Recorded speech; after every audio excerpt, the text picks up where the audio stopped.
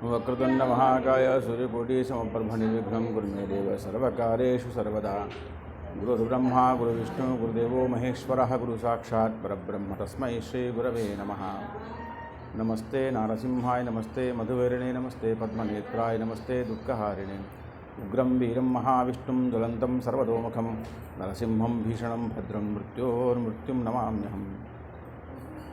मनोजव्यं मारुत्युल्यवेगं जितेन्द्रियां बुद्धिमतां वरिष्ठं वातात्मजं वानरयुतमुख्यं श्रीरामदूतं शिरसा नमामि।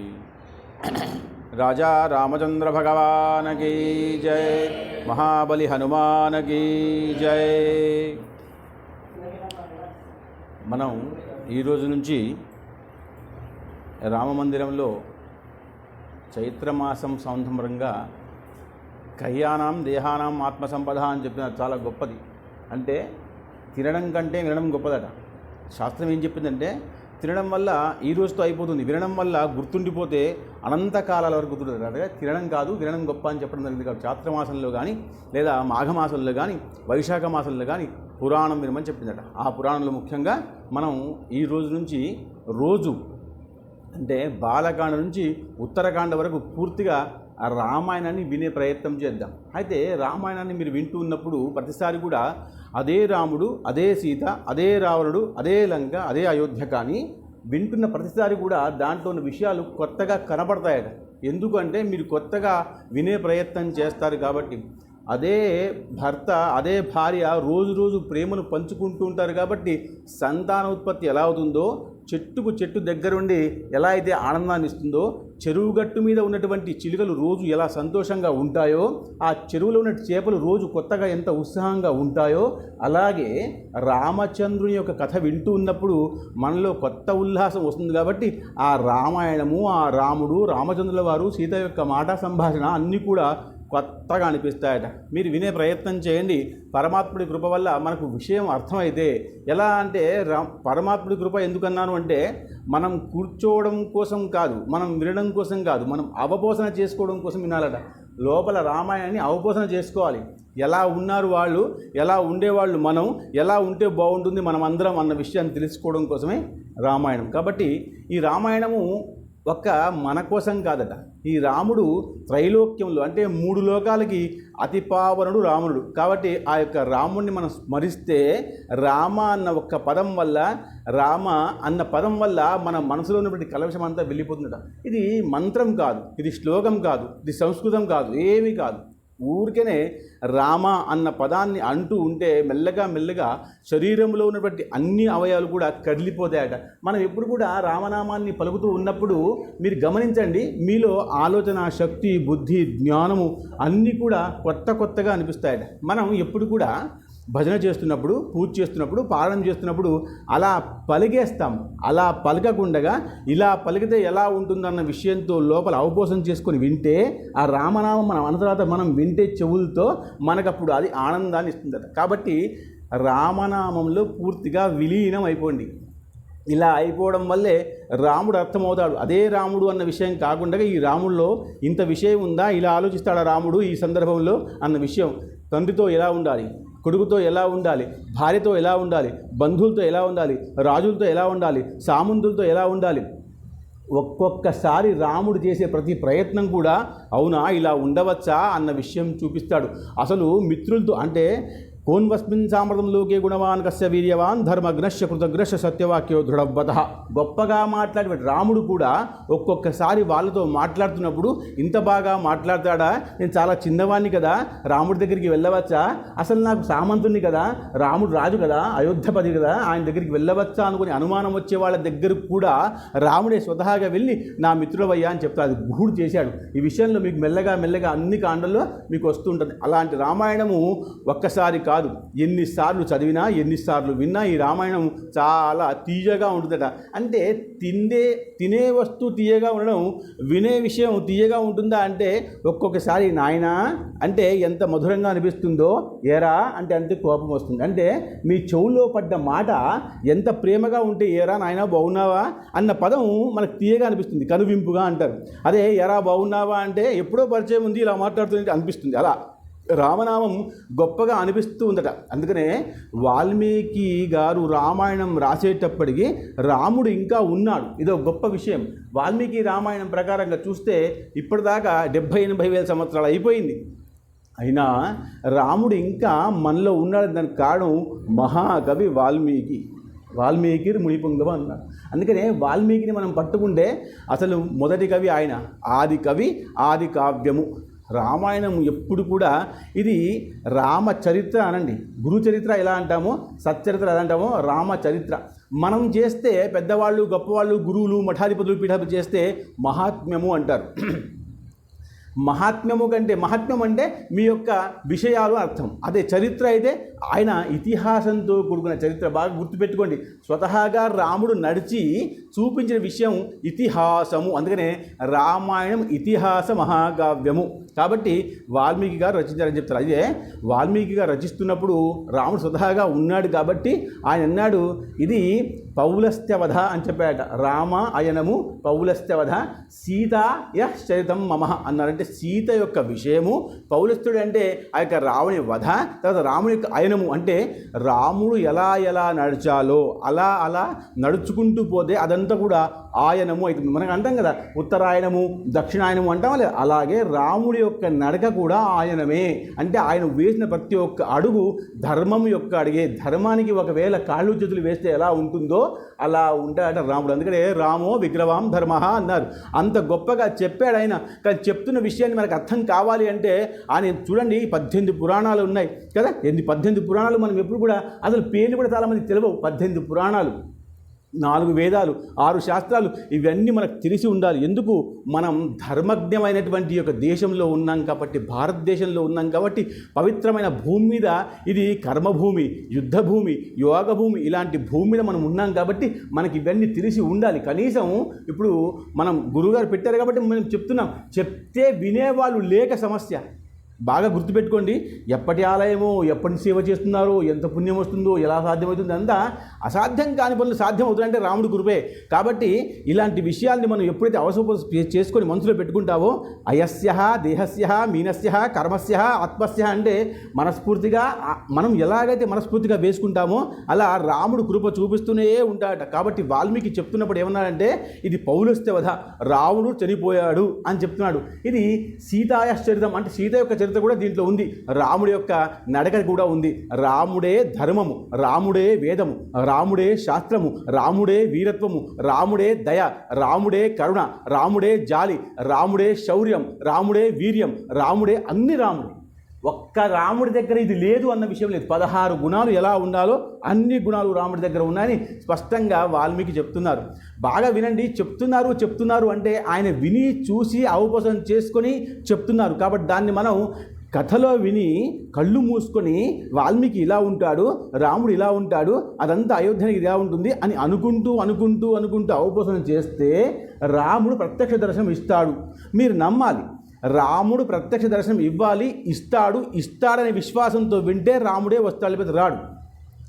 కథ కాదు ఇది, రామకథ కాది.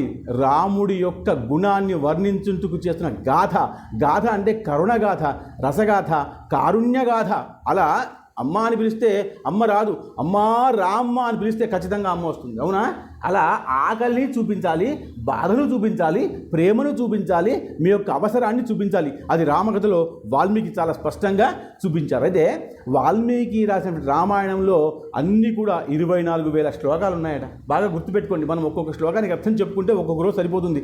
24,000 శ్లోకాలు మనం చెప్పుకోలేము. కాబట్టే చాలామంది మనం ఏం చేస్తున్నారంటే వినడం నుంచి శాస్త్రం నుంచి పురాణం నుంచి మళ్ళీ కథ వరకు వచ్చింది. కాబట్టి పురాణం వినడం వల్ల పూర్తిగా వేదాన్ని చదివిన పుణ్యం వస్తుంది. కాబట్టి ఆ యొక్క వాల్మీకి చెప్పిన ప్రకారంగా మనం చేసినా విన్నా మనకు పూర్తి పుణ్యం వస్తుంది. దీంట్లో అనుమానం లేదు. మనం దేనికోసం చేస్తున్నాం? ఏదో చేసేద్దామనే ఉద్దేశంతో కాదు, అయిపోయిన ఉద్దేశం కాదు, రాముడు అర్థం అవ్వాలనే ఉద్దేశంతో.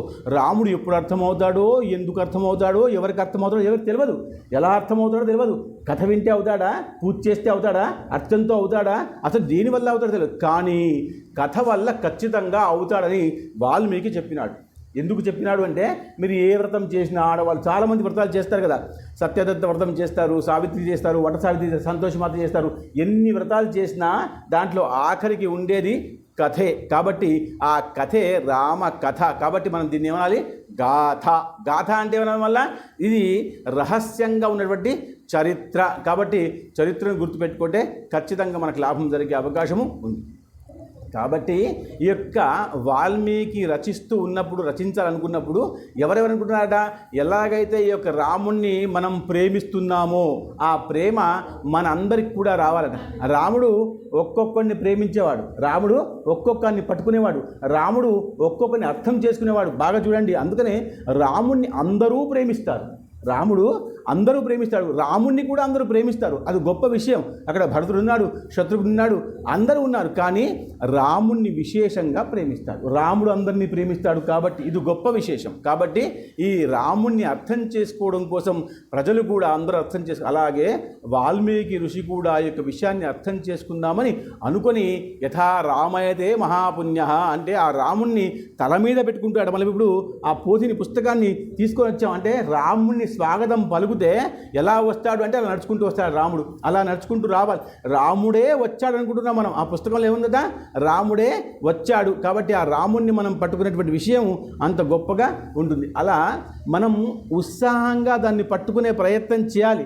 రాముడు దొరకడు, కృష్ణుడు దొరికాడా? యశోదమాత కూడా దొరకలేదు, దొరకడు. దొరకని దాన్ని పట్టుకునే ప్రయత్నం చేస్తే దాన్ని ప్రయాస అన్నారు. దొరకని దాన్ని మనం గట్టిగా ప్రయత్నం చేస్తే ప్రయాస అన్నారు. ఆ ప్రయాసానికి ఇంకొక పేరే భక్తి.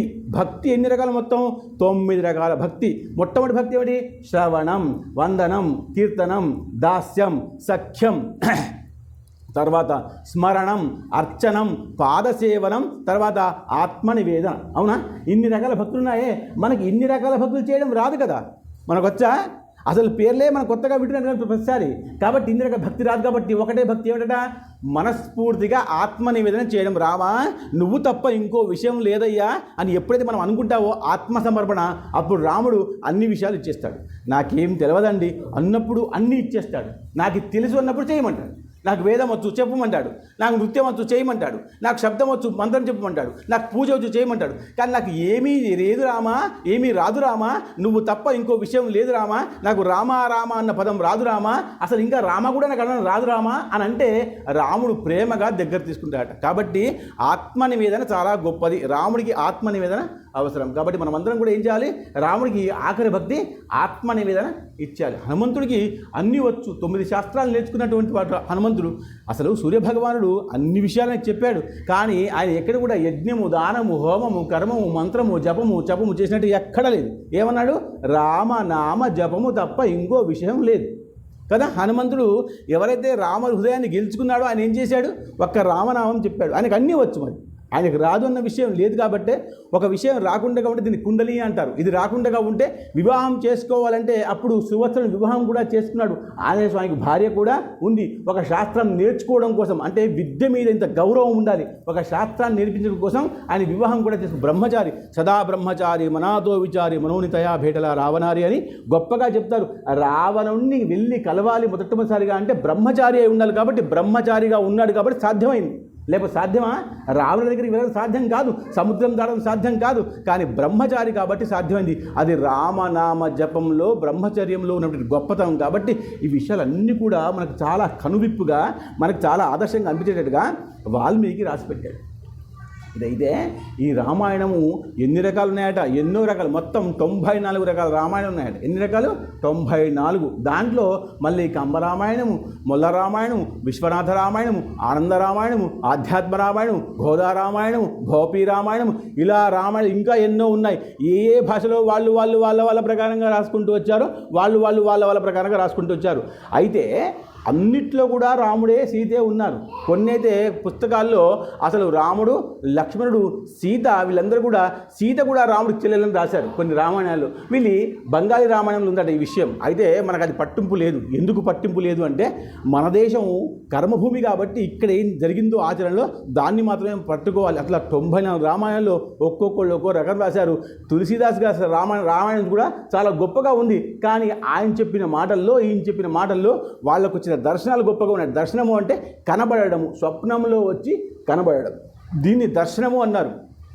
రాముడు, మనం చాలామంది రామకోటి రాస్తుంటారు, గుర్తుపెట్టుకోండి. రామకోటి రాస్తూ ఉన్నప్పుడు రామారామ అన్న పదం రాస్తున్నప్పుడు రామ రామ రామ రామ రామ అని రాసిన తర్వాత కొంచెం సేపటి తర్వాత మనం ఆగిపోతే, మనలో భక్తి ఉంటే, రాముడు మన చేతుల్లోకి వస్తే తనకు తానే రామనామం రాయబడుతుందట. మీరు ఎప్పుడైనా గమనించి చూడండి. మీరు రాస్తూ రాస్తూ రాస్తూ రాస్తూ ఉంటే ఆగిపోయిన తర్వాత అదే మళ్ళీ చేతు తనకు తానుగా రాస్తుందట. అంత గొప్పగా ఉంది రామశక్తి. అది రాముడి యొక్క నామములో ఉన్నటువంటి భక్తితో కూడుకున్న శక్తి. కాబట్టి శక్తి అయితే ఇది రామ ఏమన్నారు, శక్తితో కూడుకున్నటువంటి రాముడు. కాబట్టి రామ ఆత్మవాన్ దేవత. రాముడిలో ఉన్నటువంటి గుణాన్ని మనం గౌరవించాలట. ఎలా గౌరవించాలట? రాముడు ఎలా చేస్తాడు, ఏం చేస్తాడు, రాముడు ఏం మాట్లాడతాడు, ఎవరితో మాట్లాడతాడు, ఎందుకు మాట్లాడతాడు, ప్రతిదీ కూడా ధర్మమే. రామము ఏం చేసినా ధర్మమే అన్న విషయం చాలా స్పష్టంగా చెప్పడం జరిగింది. అయితే అంతమంది రాస్తారు కదా ఈ రామాయణాన్ని, మరి ఏ రామాయణకి ప్రాధాన్యత ఇవ్వాలి అని చాలామందికి అనుమానంగా ఉంటుంది. చాలామందికి ఉన్నటువంటి విషయం ఏంటంటే, ఆ రాముడు అలా అన్నాడు, ఈ రాముడు ఇలా అన్నాడంటే ఒక్కొక్కరు రాసేవాళ్ళు తన వంతు రాస్తారు. అందుకనే రాసిన వాడు మొట్టమొదటిసారి ముందు మాటగా రాస్తాడు. ముందు మాటగా రాస్తాడు. నేను ఇలా అనుకుంటున్నాను, రాముడు ఇతడు, నేను ఇలా రాస్తాడు. ఆయన రాసిన దాన్ని పట్టుకొని రాయాలి. పుస్తకాలు చాలా ఉంటాయి, కానీ కొన్ని పుస్తకాలకు మాత్రమే గుర్తింపు ఉంటుంది. ఆ గుర్తింపు ఉన్న పుస్తకాలను మాత్రమే పట్టుకోవాలి. వాల్మీకి రామాయణం పట్టుకుంటే మనకు విషయం అర్థమవుతుంది. మిగతా పుస్తకాలు పట్టుకుంటే మీకు భక్తి అర్థమవుతుంది. కానీ భక్తితో కూడుకున్నటువంటి జ్ఞానము మొదటి విషయము వాల్మీకి రామాయణమే. కాబట్టి ఆ రామాయణం పట్టుకుంటే మన కథ పూర్తిగా విషయమై రాముడు మనలోకి వస్తాడు. రాముడి దగ్గరికి మనం పోవడం కాదు శాస్త్రధర్మము, రాముడే మన దగ్గరికి రావాలి. శబరిమాత దగ్గరికి రాముడే వెళ్ళాడు, విశ్వామిత్రుడికి రాముడే వెళ్ళాడు, అందరి దగ్గరికి రాముడే వెళ్ళాడు. మనం మాత్రం రాముడి దగ్గరికి వెళ్దాం. ఎందుకంటే భక్తిని ఇప్పుడు మనం ఏబిసిడిలో ఉన్నాం. మనం ఇంకా ఏదో అనుకుంటే మనకు వయసు అయిపోయింది కాబట్టి ఇప్పటిదాకా రామజన్మ చేసామో, రామకథలు చెప్పామో కాబట్టి మనం గొప్పవాళ్ళని కూడా కాదు. మనం గొప్పవాళ్ళని కాదు, ఎంత చేసినా మనం చాలా తక్కువ వాళ్ళమే. రాముడు మన స్వప్నంలో, మన స్వాస్థలో వచ్చేంత వరకు మనం భక్తులమే. నాకు వయసు 60 ఉందా, 70 ఉందా, 30 ఉందా, 40 ఉందా కాదు. ప్రహ్లాదుడికి 13వ సంవత్సరం నరసింహస్వామి దర్శనం ఇచ్చాడు, అంతే. వాల్మీకి అప్పటిదాకా ఇంకా ఇవ్వలేదు. ఇష్టం భగవంతుడి యొక్క సేవ ఎలా చేయాలో అన్న విషయాన్ని తెలుసుకున్నప్పుడే భగవంతుడు అర్థమవుతున్నప్పుడే పరమాత్ముడు అర్థమవుతాడు. అప్పటిదాకా అర్థం అవ్వడు. కాబట్టి ఆ వాల్మీకి ఇంత రామాయణం రాసిన తర్వాత అనుకుంటూ ఉన్నాడట, ఏమని, ఎలా చేస్తే ఈ రామాయణం గొప్పగా అవుతుంది, ఎవరికి అవసరం ఈ రామాయణం, నేను రాస్తున్నాను రామాయణం, ఎవరికి అవసరం, మనం ప్రవచనం చెప్తున్నాం, ఎవరికి అవసరం, పెట్టించారు, ఎవరికి అవసరం, ఎవరికి అవసరం, రాముడికి అవసరమా, రాముడు తెలియదా? కానీ ఎవరికి అవసరం అంటే యథా కల్పయంతే రాజ, ఎవరెవరైతే భూమి మీద బ్రతికి ఉన్నారో ఇంకా వాళ్ళకందరికీ కూడా రామాయణం ఎప్పుడైనా అవసరమే.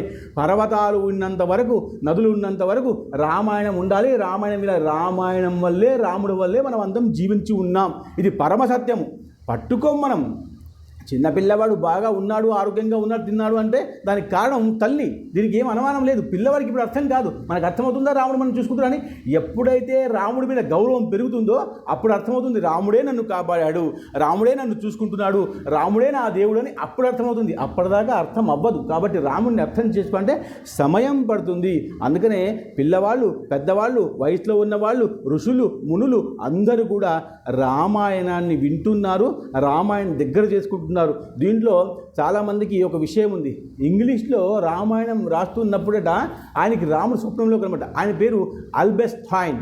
ఆయన పేరు అల్బెస్టైన్ అట. అంటే ఆయన రామాయణం రాస్తూ ఉన్నప్పుడు వాళ్ళు చాలామంది, ఇప్పుడు మనం హైదరాబాద్ వాళ్ళు హైదరాబాద్ ఇట్లా అంటారు కదా, దాన్ని వాళ్ళు రాస్తుంటే రాముడు వచ్చి ఆయనతో రాయించాడు, నీ భక్తి చాలా గొప్పదయ్యా అని. భక్తి చాలా ముఖ్యం. ఆయనకి భక్తి ఉన్న వాళ్ళకి విద్య అవసరం లేదు, కానీ జ్ఞానం అవసరం. గుర్తుపెట్టుకోండి, జ్ఞానం వేరు, భక్తి వేరు, బుద్ధి వేరు, మీకున్నటువంటి అవసరం వేరు, కోరిక వేరు. రాముడి పాదమే కావాలనుకోవడం కోరు. సర్వస్వ శరణాగతి అంటే మొత్తం నువ్వే రామ అనుకున్నప్పుడు వేరు. అలా రాముడు ఏ రకంగా అయినా పరమాత్ముడై ఆయనలో వెళ్ళి చూపిస్తాడు, నేను మానవున్నా, మాధవున్నా, రామున్నా, దేవున్నా, నీవన్నా, మిత్రున్నా కాదా. అందుకనే మనమే అర్థం చేసుకోవాలి రాముని. రాముడు కొందరికి మిత్రుడిలాగా ఉన్నాడు, కొందరికి దేవుడిలాగా ఉన్నాడు, కొందరికి తమ్ముడిలాగా ఉన్నాడు, కొందరికి భర్తలాగా ఉన్నాడు, కొందరికి తండ్రిలాగా ఉన్నాడు. ఒకే రాముడు ఇన్ని విషయాలు చేస్తున్నప్పుడు అందరినీ కూడా ఆయన గౌరవింపబడ్డాడు, గౌరవించబడ్డాడు. అంటే గౌరవం ఇచ్చాడు, తీసుకున్నాడు. ఎవ్వరి కూడా ఆయన గురించి తప్పుగా మాట్లాడలేదు. మీకు ఒక అనుమానం రావచ్చు, మరి ఎవ్వరు తప్పుగా రాయకుండా ఉంటే, అనుకోకుండా ఉంటే కైకమాతలో ఇంత ఎందుకు అనుమానం వచ్చింది, వెళ్ళగొట్టవలసి వచ్చింది? అసలు ఒకవేళ భరతుడికే రాజ్యం కావాలనుకున్న పక్షం అయితే రాముడికి ఒకసారి అడిగి ఉంటే ఇచ్చేవాడు కాదా? ఇచ్చేవాడేమో కదా. ఇవ్వకుండా వాడికి వనవాసంలో పంపించి వీడికి ఎందుకు భరతుడికి చెప్పింది రాజ్యం కావాలని 14 సంవత్సరాలు వెళ్ళిపోమని చెప్పింది? ఇంత నిర్దయ ఎందుకు చూపించింది? మనకందరికీ అనుమానం రావచ్చు. అనుమానం వస్తేనే రాముడు అర్థమవుతాడు. దయచేసి గుర్తుపెట్టుకోండి, ఎప్పుడు కూడా అనుమానము, ప్రశ్న, జిజ్ఞాస, కోరిక, వాంఛ, దీని మీద ధ్యాస ఉంటేనే పరమాత్ముడు అర్థమవుతాడు. ఊరికే వినేస్తే ఏమీ అర్థం కాదు. అవునా కాదు? ఈ అనుమానం మనకు రావచ్చు కదా. కైక ఒకవేళ రాముడిని అసలు కైకను సుమిత్ర కంటే కూడా, కౌసల్య కంటే కూడా కైకను ఎక్కువగా ప్రేమించేవాడు రాముడిని వాల్మీకి రాశాడు. మరి అలాంటప్పుడు రాముడికి ఒకసారి కైక అడిగి, ఏమయ్యా భర్తుని రాజుని చేద్దాం అనుకుంటున్నాను, నువ్వు మరి ఉంటావా, అలాగే వెళ్ళిపోతావా అంటే రాముడు ఏమనేవాడు? ఎందుకంటే ప్రేమ ఉంది కాబట్టి. కానీ ధైర్యం సరిపోకపోయింది. దానికి కారణం ఏంటంటే పాపభీతి. గుర్తుపెట్టుకోండి, ఆమె కైకేయి ఎప్పుడు కూడా మంథరతో ఉండేది. మంథర చాలా పాపిష్టి. పాపులతో ఉంటే పాపపు గుణాలు వస్తాయి. గుర్తుపెట్టుకోండి, అలా మంచిగా ఆలోచించేటువంటి అవకాశం వాళ్ళు కల్పించనివ్వరు. రాముడి ఆలయంకి వెళ్దాం రారా అంటే రానివ్వరు. ఇంకో దగ్గరికి వెళ్దామంటే అప్పుడే వెళ్ళిపోతారు. అంటే పాపులు ఎప్పుడు దగ్గరగా ఉంటే మంచి కార్యం చేయనివ్వరు. కాబట్టి ఎప్పుడు కూడా మంతర భర్తుడు గొప్పవాడు, భర్తుడే రాజవ్వాలి, నువ్వు ఒకవేళ ఆ రాముడు రాజైతే దాసివైపోతావని చెప్పి చెప్పి చెప్పి చెప్పి చెప్పి ఎలాగైతే తినగ మేము తీయగా ఉంటుందో అలాగా చెప్పి ఆ రాముడి పట్ల కోపాన్ని తెప్పించింది కైకకి ఆ యొక్క మంథర. కాబట్టి పాపులతో ఉండడం వల్ల పాపం పెరిగిపోయి ఆ ప్రశ్న వేసే అవకాశమే రాదు, ఆలోచనే రాదు. అంటే చిన్నగా గోరుతో పోయేదాన్ని గొడ్డలతో చేయడం అంటే ఇదే. అడిగి ఉంటే భర్తడికి రాజ్యం వచ్చేదేమో అంటాడు వాల్మీకి. వాల్మీకి ఉద్దేశం అలా ఉంటుంది. ఎందుకంటే మంచివాడు కాబట్టి, ఋషి కాబట్టి. చాలామంది మీరు కథల్లో విని ఉంటారు, వాల్మీకి అసలు ఆయన బోయవాడు, అక్కడ అరణ్యంలో ఉంటారు, అందరినీ చంపేస్తూ ఉంటే ఒకసారి నారద మహాముని వచ్చాడు. ఏంటయ్యా అలా చంపేస్తున్నావు అందరికీ, మరి నువ్వు చంపేస్తున్నావు కాబట్టి నీ పాపం పెరిగిపోయింది, ఈ పాపంలో భాగం నీ భార్య పంచుకుంటున్నా, ఒకసారి వెళ్ళిరా అని చెప్తే, వెళ్ళి భార్య కడితే భార్య నాకు సంబంధం లేదు అన్నాడు. కాబట్టి మళ్ళీ ఇక్కడికి వచ్చి ఆయన నారదమాముని రామ అని జపం చేయవంటే రామ నాకు అనరాదు, నేను దృష్టుని అంటే మర అంటే చావు అని అంటాను. కాబట్టి అలా అనిపించి ఉంటే అలాగే పెరిగిపోయి వాల్మీకం అయిపోయింది. కాబట్టి దాంట్లో బయటకు వచ్చాడు. కాబట్టి వాల్మీకి అని చెప్తారు. ఇది దంత కథ, ఇది సత్యమైన కథ కాదు. గుర్తుపెట్టుకోండి. అందుకనే మంచిని చెప్పడం కోసం చెప్పేవాళ్ళు లేరు. చెడ్డను తొందరగా చెప్పేస్తారు, 100 మందికి చెప్పేస్తారు. చెడును 100 మందితో 1000 మందికి వెళ్ళిపోతుంది. మంచివాడు ఇక్కడే గూట్లో ఉండిపోతాడు. అసలు వీడి మాట ఎవడు విననే వినరు. ఇది విషయం, సమాజంలో ఉన్న విషయం. అప్పటి నుంచి ఇప్పటిదాకా ఇదే జరుగుతుంది. కాబట్టి ఇది కాదు. ఆయన అసలు బ్రాహ్మడు, బ్రహ్మ వంశంలోంచి వచ్చినవాడు వాల్మీకి. ఆయన పేరు అగ్నిశర్మ. కౌశిక అనేటువంటి సుమన అనేటువంటి తల్లిదండ్రులకు పుట్టాడు, బ్రాహ్మడు. కానీ ఆ బ్రాహ్మణత్వం అప్పట్లో నడవలేదు. కాబట్టి వాల్మీకి రాసిన విషయం ఇదంతా బాగా గుర్తుపెట్టుకోండి. ఎక్కడ ఏముందో అది వెతికి పెట్టుకుని పట్టుకోవాలి, మనకేం కావాలో అది తీసుకోవాలి. కాబట్టి ఆయన అగ్నిశర్మ. అయితే అప్పుడు ఈ బ్రాహ్మణత్వం నడిచేది కాబట్టి వాళ్ళు అరణ్యానికి వచ్చారట.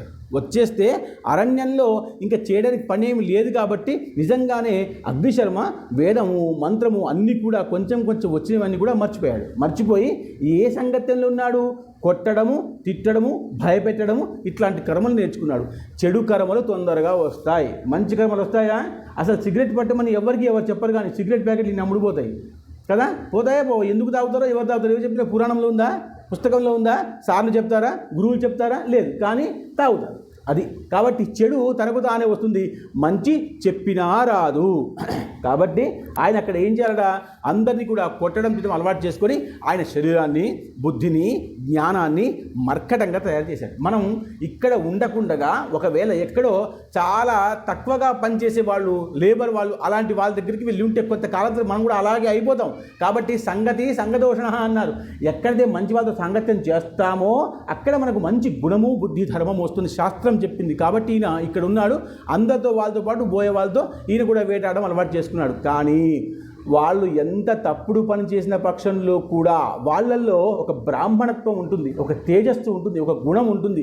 ఎప్పుడైతే ఆ మార్గం నుంచి భరద్వాజాది మునులు వెళ్తూ ఉన్నారో అప్పుడు ఆ భరద్వాజ ముని అక్కడ ఆగి ఆ పిల్లవాడిని అగ్నిశర్మని చూసి ఇలా రారా అన్నాడు. చూడండి, ఎవరన్నాడు? ఆయనే అన్నాడు, ఇలా రారా, నీలో ఏదో తేజస్సు ఉంది, ఏం పని చేస్తున్నావు ఇది అనగానే ఈయనకి అది కాదు, తేజస్సు ఉందా ఏముందా కాదు, నువ్వు ఇక్కడ ఆగావు కాబట్టి ఆగు, నీ దగ్గర ఏముందో నాకు ఇచ్చేసే అన్నాడు. అంటే ఆయన అన్నాడు, ఇదంతా కూడా నీదే, బాగా వినండి, ఇదంతా కూడా నీదే, నీకే ఇచ్చేస్తాను రా, కానీ ఒక్క మాట చెప్పు, నీకు కుర్మము అంటే తప్పుడు పని నీకు ఎవరు చెప్పారా అంటే, ఎవరు చెప్పేది ఏముంది, నా భార్య పిల్లలు నేను పోషించాలి అన్నాడు. పోషించిన వాడికి నువ్వు ఇస్తున్నావు కానీ వాళ్ళని బాధను తీసుకోలేరు, వాళ్ళు నీ కర్మను తీసుకోలేరు. కాబట్టి నువ్వు ఒక్కసారి నా మాట విని వాళ్ళకి అడిగేసిరా అంటే, అప్పుడు భరద్వాజముని చెప్పాడు కాబట్టి అగ్నిశర్మ అక్కడికి వెళ్ళి కనుక్కొని వచ్చాడు కాబట్టి వాళ్ళు పాపం తీసుకోను అన్నారు. కాబట్టి అప్పుడు ఈయన శివనామతత్వాన్ని చెప్పారు, శాస్త్రం చెప్పింది. అందుకనే రామనామం కాదట, మొదటి శివతత్వం అట, బాగా గుర్తుపెట్టుకోండి. అందుకనే శివతత్వాన్ని నేర్పించడం వల్ల ఆయన అనుష్ఠానం చేసుకుంటూ కూర్చుంటే మళ్ళీ కొన్ని సంవత్సరాల తర్వాత అక్కడ భరద్వాజముని మళ్ళీ అదే మార్గంలో వస్తే అగ్నిశర్మ నిజంగానే ఆ వాల్మీకి పుట్టలో ఉండిపోయాట. అలా చేసుకుంటూ అంటే మనం ధ్యానంలో కూర్చుంటే అన్నింటినీ మర్చిపోవాలి. మనం ధ్యానంలో కూర్చుంటే, పూజలో కూర్చుంటే, పుస్తకం మీద కూర్చుంటే పూర్తిగా మర్చిపోవాలి.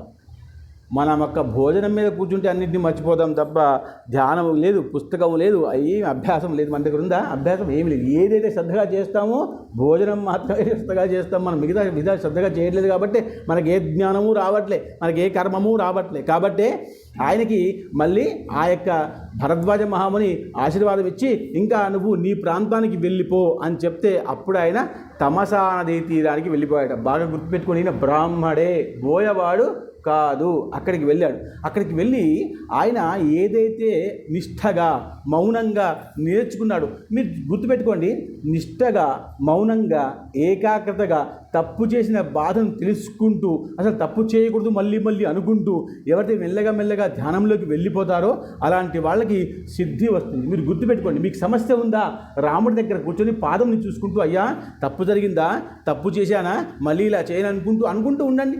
రాముడి దగ్గర కానీ భగవంతుడి దగ్గర కానీ ఆయన పాదాలు చూసుకుంటూ కళ్ళు మూసుకొని ఒకవేళ ధ్యానంగా కూర్చుంటే కొంచెం సేపట్లో మన శరీరంలో ఒక రకమైనటువంటి అంటే వైబ్రేషన్స్ అంటే కదలికలు వస్తాయి. ఈ కదలికలు మనం అనుభవించాలి. మీరు బాగా గుర్తుపెట్టుకోండి, మనం రోజు పూజలు, పునస్కారాలు, అనుష్ఠానాలు, తులసిదళాలు, మాలలు, కుంకుమార్తలు ఎన్నో చేస్తాం. ఇవన్నిటికంటే కూడా ఇక్కడ మీరు బాగా గుర్తుపెట్టుకోండి, యోగులు, ఋషులు, మునులు తపము, జపము, అనుష్ఠానం చేసుకుంటూ వచ్చారు. రాజులు, పెద్ద రాజులు మాత్రమే యజ్ఞయాగాలు, హోమాలు చేశారు. ఇదంతా ఏం చేయలేదు. కాబట్టి ఎవరిని ఎప్పుడు ఎక్కడ పరమాత్మ కృప చూపించాలో అలాగే చూపిస్తాడు. హనుమంతుడు చెప్పాను కదా, రామనామ జపం చేశాడు. నారదుడు ఎప్పుడు కూడా నారాయణ అంటాడు, ఇంకో విషయం లేదు.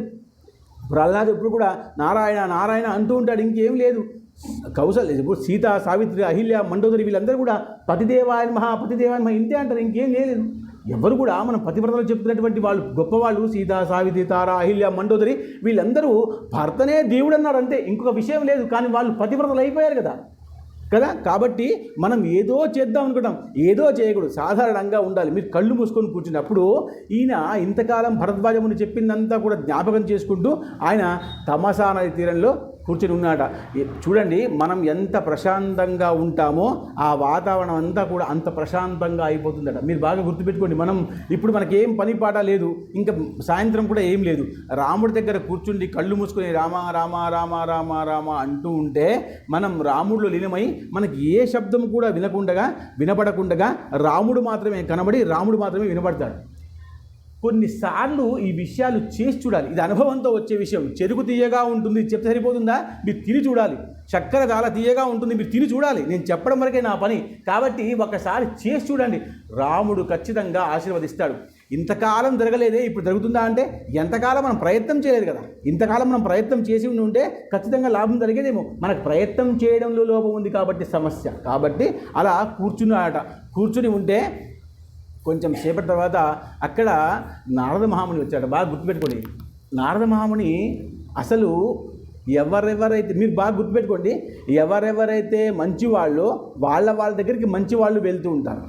వాళ్ళు తెలుసుకుంటారు, ఈయన మంచివాడా, ఈయన మంచిగా మాట్లాడగలుగుతాడా, ఈయనకి శాస్త్రం పట్ల అనుభవం ఉందా, వేదం పట్ల అనుభవం ఉందా. వేదపారాయణం నన్ను పిలుస్తారా, నాకు వేదం రాదుగా, వేదపారాయణం నన్ను పిలుస్తారా.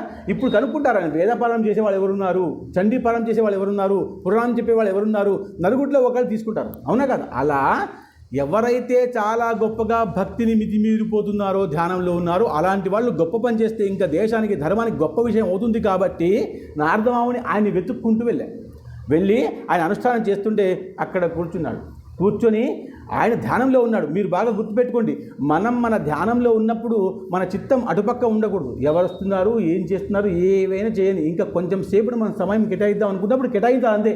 కేటాయించలేకపోతే ఇక్కడ కుర్చీ వేసుకుని కూర్చోవాలి, లేదా కేటాయించాలి. కేటాయించినప్పుడు ఏమవుతుందో అన్న విషయం మర్చిపోతేనే ఏం కాకుండా ఉంటుంది. ఏమవుతుందో అనుకుంటే ఏమన్నా అయిపోతుంది. నా మాట బాగా అర్థం చేసుకోండి. ఏమన్నా అవుతుందేమో అనే ఉద్దేశంతో మీరు రాముడి దగ్గర కూర్చుంటే ఖచ్చితంగా ఏమన్నా అయిపోతుంది. ఏమీ అవ్వదు, రాముడు చూసుకుంటాడని కూర్చుంటే అసలు ఏమవ్వదు. మీరు తలుపులు తెరిచి ఉండండి, తాళం చేయి మర్చిపోండి, డోర్ పెట్టకుండా ఉండండి, ఏమైనా చేయండి, మీకు ఏమీ అవ్వదు.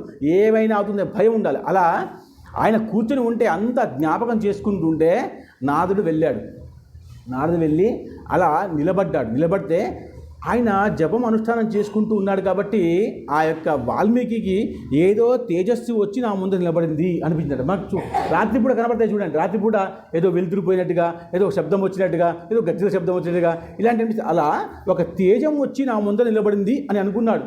అనుకునంగానే కళ్ళు తెరిచి చూస్తే నారద మహాముని ప్రత్యక్షంగా అలా ఉన్నాడు. నారద మహాముని గురించి మనము బాలకాండ వచ్చినప్పుడు చెప్పుకుందాం. దాంట్లో నారద మహాముని గొప్ప విషయం ఏంటంటే, ఎవరెవరైతే మంచి వాళ్ళు ఉన్నారో, లోక కళ్యాణం చేస్తారో వాళ్ళకి దర్శనం ఇచ్చేస్తాడు ఆయన. అంటే స్వతహాగా గురువే శిష్యుడి దగ్గరికి వెళ్ళడం. అందుకనే వాళ్ళ దగ్గర వీణ ఉంటుంది, సరస్వతి దగ్గర వీణ ఉంటుంది, ఆ నారద దగ్గర వీణ ఉంటుంది, సరస్వతి మాత దగ్గర వీణ ఉంటుంది. అంటే జ్ఞానాన్ని పంచిపెట్టే వాళ్ళ దగ్గర వీణ ఉంటుంది. వీణానాదంతో ఎప్పుడు కూడా జ్ఞానాన్ని ఇస్తారు. అందుకనే జ్ఞానం ఇచ్చేవాళ్ళు కృష్ణం వందే జగద్గురు అన్నాం. కృష్ణుడి దగ్గర ఎప్పుడు కూడా మురళి ఉంటుంది. అంటే సంగీతంతో కూడుకున్నటువంటి జ్ఞానము చాలా గొప్పదట. నిలబడిపోతుందట మనలో. కాబట్టి ఆ యొక్క నారదులా నిలబడితే ఆ యొక్క వాల్మీకి ఆయన చూసి నమస్కరించు అన్నాడు. స్వామి మీరు కూర్చోండి, నాకు చాలా అందంగా ఉంది, మీరు నా దగ్గరికి రావడం ఏమిటి, నాకు చాలా ఆశ్చర్యంగా ఉంది అంటే అప్పుడు చూడండి కూర్చుండే విధానం ఎలా. ఇప్పుడు ఈ మౌషి అన్నట్టు కూర్చుండే విధానం ఎలా ఉందంటే, చెప్పేవాడు పైన ఉండాలి, వినేవాడు కింద ఉండాలి. ఇది ఉచిత ఆసనము అంటారు. మనం ఎప్పుడైనా వింటాం మాటలు, ఆయనకి ఉచిత ఆసనాన్ని ఇచ్చారు అంటారు. ఉచిత ఆసనం అంటే ఆయనకి యోగ్యమైనటువంటి ఆసనాన్ని ఇవ్వడం. అలా కూర్చోబెట్టి అర్ఘ్యపాద్యాలు ఇచ్చాడు, సంధ్య వార్చుకున్నాడు. సంధ్య చేసుకొని నమస్కరించి, అయ్యా ఎందుకు వచ్చాడు మీరు ఒక్కసారి నాకు చెప్పండి, మీరు రావడం ఏదో లోక కళ్యాణం దాగి ఉంటుంది, ఖచ్చితంగా చెప్పండి అంటే అప్పుడు ఆయన అన్నాడు, నేను నీ భక్తికి మెచ్చి నీ దగ్గరికి వచ్చాను. బాగా వినండి. అంటే లోక కళ్యాణం కోసం చేసే వాళ్ళు ఇలా గొప్పగా ఉంటారు. వాళ్ళు లోక కళ్యాణం మాత్రమే చేస్తారు, వాళ్ళకి ఇంకో విషయం ఏం కనబడదు. కొందరు చేస్తారు, లోక కళ్యాణమే చేస్తారు, వాళ్ళకి సోషల్ సర్వీస్ అంటారు, వాళ్ళకు స్వార్థం ఉండదు అంటారు, కొందరు ఉంటుంది అంటారు, ఇంక తెలియదు. కానీ వాళ్ళ పేరు మాత్రం అది, వాళ్ళు లోక కళ్యాణం మాత్రమే చేస్తారు. అలా ఆయన వచ్చి, నువ్వు లోక కళ్యాణం చేసేవాడివయ్యా, నీకు ఒక మంచి విషయం చెప్తానన్నాడు. అప్పుడు వాల్మీకి అన్నాడు, మంచి విషయం అంటే ఏమిటి? బాగా గుర్తుపెట్టుకోండి, మంచి అంటే ఏమిటి? నాకు పురాణం చెప్పడం మంచి, మీకు పురాణం వినడం మంచి, ఆయనకు మైక్ పెట్టడం మంచి, వీళ్ళకి వచ్చి వినడం మంచి. కానీ మనం నలుగురు చేస్తున్న పని వాళ్ళకు ఒకవేళ ఇబ్బంది అయితే చెడే, బయట వాళ్లకు ఇష్టం లేని వాళ్లకు ఇదంతా కూడా చెడే. ఇదేంది సాయంత్రం పూట మాకు పుస్తకం చదవకుండా, టీవీ చూడకుండా ఇదంతా ఇబ్బంది పెడుతున్నారు అనుకునే వాళ్ళు చాలామంది ఉంటారు, వాళ్ళకి ఇబ్బందే. మంచి ఏమిటంటే నీకు నచ్చేది మంచి. బాగా గుర్తు, నీకు నచ్చింది మంచి. చిన్నపిల్లవాడు ఫోన్ చేస్తుంటే లాక్కుంటే తల్లి మీద కూడా కోపంకి వస్తాడు పిల్లవాడు, వాడికి అది అప్పుడే మంచి. కానీ తల్లికి అది మంచి కాదని తెలుస్తుంది కాబట్టి తల్లికి చెప్తాడు. తల్లి చెప్తుంది కానీ వినప్పుడు పాడైపోతాడు, వింటే బాగుపడతాడు. కాబట్టి వినడం అంటే శ్రవణం. ఈరోజు శ్రవణం చేయాలి, మనం అందరం శ్రవణం చేస్తున్నాం శ్రద్ధగా. అయితే ఆయన అన్నాడు మంచి అంటే ఏమిటంటే, అప్పుడు ఆ యొక్క నారదుడు అన్నాడు, మంచి అంటే నీకు నచ్చింది లోక కళ్యాణం జరిగేటటువంటి మంచి. అర్హత చూస్తాం. ఇప్పుడు ఇంత పని ఉంది ఇక్కడ, ఎవరికి ఈ మౌషికి ఏం పని ఇవ్వాలి, ఆ మౌషికి ఏం పని ఇవ్వాలి, ఆయనకి ఏం పని, అందరికీ వాళ్ళు తోచినంత చేస్తారా? ఒకరు చెప్తారు, ఇలా చేస్తే బాగుంది, ఇలా చేయండి, ఈ బాధ్యత మీరు తీసుకోండి అని ఒక్కళ్ళకి ఒక్కొక్క పని అప్పచెప్పినట్టుగా, అయ్యా వాల్మీకి నీకు లోక కళ్యాణం మహాకావ్యం రాసేటువంటి విషయాన్ని అప్పచెప్తున్నాను అన్నాడు. అనగానే అప్పుడు అన్నాడు వాల్మీకి, కోన్వస్మిన్ సాంప్రదంలోకే, అసలు మంచి వాళ్ళు ఎవరున్నారు? కోన్ అంటే ఎవరు? ఎక్కడి నుంచి మొదలుపెట్టాడు? ఎవరు మంచి వాళ్ళని లేదు, మంచి వాళ్ళు ఎవరు? కోన్వస్మిన్ సాంప్రదంలోకే గుణవాన్ కస్య వీర్యవాన్ ధర్మగ్నశ్య కృతజ్ఞశ్య సత్యవాక్యో దృఢవ్రత. ఎవరున్నారు సత్యంగా మాట్లాడేవాడు, దృఢంగా ఉండేవాడు, కార్యం చేసేవాడు, ధర్మకర్త, నిజాయితీవాడు ఎవరున్నారు? ఎందుకు నాకు మంచి చెప్తున్నారు మీరు? ఎవ్వరూ లేరు. సాంప్రదంలోకే ఇప్పుడున్నారా? అప్పుడెప్పుడో ఉన్నారని చెప్పకండి నాకు. మా తాతలు చాలా మంచివాళ్ళు, మా తాత వేదం చెప్పేవాళ్ళు, మా తాత చాలా గొప్పవాడు, మా తాతకి 100 ఎకరాల భూమి ఉండేది, అదంతా వద్దు. ఇప్పుడు ఏముంది చెప్పు, ఇప్పుడు ఏముందో చెప్పు. కోన్ వస్తుంది సాంప్రదాయంలోకి ఇప్పుడు ఉన్నారా అని అంటే నారదుడు అంటున్నాడు ఉన్నాడు. బాగా వినండి, ఉన్నాడు. కానీ ఆయన్ని అర్థం చేసుకోవాలి, ఆయన్ని అర్థం చేసుకో. నాకు 10,000 రూపాయలు కావాలి, ఇచ్చేవాళ్ళు ఉన్నారా? ఇప్పుడు ఎవరైనా ఇస్తారా? డబ్బులు ఎవరి దగ్గర లేవు కదా. అప్పుడు నారదుడు అన్నాడు ఉన్నాడు, కానీ అడిగే పద్ధతి నీలో ఉండాలి. అడిగే పద్ధతి నీకు తెలుస్తూ ఉంటే ఆయన 10,000 కాదు 10 లక్షలు ఇస్తాడు. నీకు వచ్చా అడగడం అని నారదుడు పరిప్రశ్నయా అంటే మళ్ళీ ప్రశ్న వేస్తాడు. అంటే ప్రశ్నకు ప్రశ్నే సమాధానం, ప్రశ్నకు ప్రశ్నే చర్చ. ఈ చర్చల నుంచే పరమాత్ముడు బయటకు వస్తాడు. బాగా గుర్తుపెట్టుకోండి. అంటే అప్పుడు అన్నాడు కోన్మస్మిన్ సాంప్రదంలోకే గుణవాన్ కస్య వీర్యవాన్ ధర్మగ్రశ్య కృతగ్రశ్య సత్యవాక్యో దృఢవ్రత చారిత్రేణ కోయుక్తో సర్వభూతేషు కోహిత. అందరినీ కూడా ప్రేమించేవాడు కావాలి. మళ్ళా మనుషుల్ని మాత్రమే కాదు, సర్వభూతాలకి, అక్కలకి, కుక్కలకి, జంతువులకి, వృక్షాలకి, పక్షులకి అందరినీ ప్రేమించేవాడు కావాలి. ఉన్నాడా నారదా? అంటే నువ్వు త్రిలోకంలో తిరిగి వస్తావు కాబట్టి, నువ్వు గొప్పవాడివి కాబట్టి, ఋషివి కాబట్టి నేను నీకు అడుగుతున్నాను. నువ్వు అన్నావు కాబట్టి, నాకు మంచివాడు అన్నావు కాబట్టి నేను ప్రశ్న వేస్తున్నాను. అంటే ఆయన అన్నాడు ఖచ్చితంగా ఉన్నాడు. మన మనుషుల్లో చాలామంది మంచివాళ్ళు ఉంటారు, చెడ్డవాళ్ళు ఉంటారు. మంచి వాళ్ళని గుర్తుపట్టడానికి సమయం పడుతుంది, చెడ్డవాడు అప్పుడే బయట పడకుండా ఉంటాడు. మీరు బాగా నా మాట వినండి. మంచివాడు గుర్తుపట్టడం మనకు చాలా టైం పడుతుంది. మంచివాడిని మనం గుర్తుపట్టడం, చెడ్డవాడిని గుర్తుపట్టడం అసలు సాధ్యం కాదు. వాడు చెడ్డవాడు మంచివాడి కంటే చాలా అందంగా ఉంటాడు, దొరకడు. కాబట్టి ఇలాంటి మోసపూరిత విషయాలు ఉంటాయి. కాబట్టి అడిగేటప్పుడే నీ దగ్గర ఎంత జ్ఞానం ఉందో ఆ జ్ఞానంతో ఆయన్ని అడిగి చూడు. దత్త దర్శనం చూస్తున్నప్పుడు చూడండి, దత్తాత్రేయ స్వామి ఎప్పుడు కూడా ఎక్కడ కూడా ప్రత్యక్ష దర్శనం ఇవ్వలేదు. ఎక్కడ కూడా పిపాసిగా, పాపుడుగా, లేకపోతే బైరాగిగా అలా దర్శనమిచ్చాడు తప్ప ఎక్కడ కూడా దేవుడిలాగా దర్శనం. ఎప్పుడైతే ఇతనే దేవుడు అనుకుని నమ్మామో అప్పుడు దత్త దర్శనం ఇచ్చాడు. కాబట్టి అలా దర్శనాలు భగవంతుడు వారు ఇస్తారు. కాబట్టి నీకు అడగడం వచ్చా? నువ్వు వెళ్ళి నువ్వు సత్యవాన్ అని అడుగుతావా, ధర్మవాన్ అని అడుగుతావా, నీకు ఆ శక్తి ఉందా అని అంటే ఈయన అన్నాడు శక్తి ఉందో లేదో మీరే నాకు చెప్పాలి. మీరే గురుతుల్యుడు. ఎందుకు గురుతుల్యుడు? ఆయన నారదు గురుతుల్యుడు, దేవతలకే ఋషి. కాబట్టి మీరే నాకు చెప్పాలి. నాలో అజ్ఞానం. ఎప్పుడు కూడా మనం జ్ఞాని అని చెప్పుకోవడం కుదరదు, ఎప్పుడు కూడా నాకు తెలుసు అని చెప్పుకోవడం కుదరదు, నాకు ఎప్పుడు కూడా పూర్తిగా అర్థం అని చెప్పుకో. నాకు ఇంకా అర్థం కాలేదు, నేను ఇంకా అర్థం చేసుకోవాలి, నాకు ఇంకా తెలిసి ఉండాలి, నేను ఇంకా తెలుసుకోవాలి అన్న జిజ్ఞాస ఉన్న వాళ్ళకి తెలుస్తుంది. మనకేం తెలుసు? మనకి ఏమీ తెలియదు, కానీ తెలిసినట్టుగా మనం నటిస్తాం. నటించడం వల్ల నష్టపోతాం, నటించకపోతే బాగుపడతాం. అడగాలి, ప్రశ్న వేస్తూ ఉండాలి. అమాయకంగా ప్రశ్న వేస్తూ ఉన్నప్పుడు వాళ్ళు పరిప్రశ్నయా అంటే చెప్పేటట్టుగా ప్రశ్న వేస్తే వాళ్ళు సమాధానం చెప్తారు. నువ్వు నాకు వచ్చు కాబట్టి, నాకు తెలుసు కాబట్టి నేను అడుగుతాను, నీకు తెలుసు కాబట్టి నువ్వు చెప్పు అంటే చెప్పరు.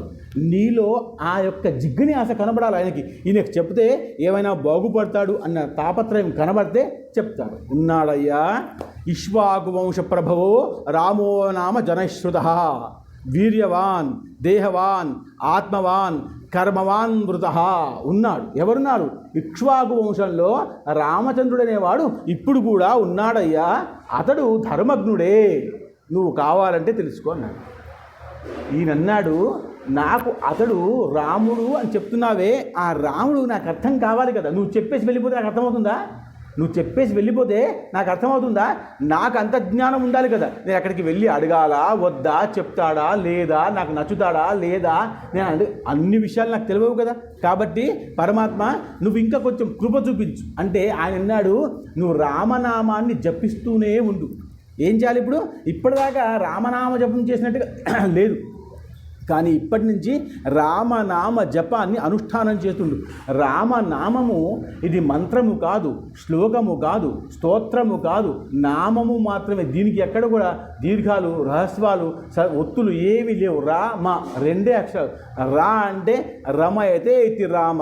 నీలో రామ రామ రామ రామ అంటూ ఉంటే మెల్లమెల్లగా నీ నాడి, నీ శబ్దము, నీ హృదయము అంతా కూడా రామ రామ రామ అని అంటుందయ్యా. ఒక్కసారి చేసి చూడు.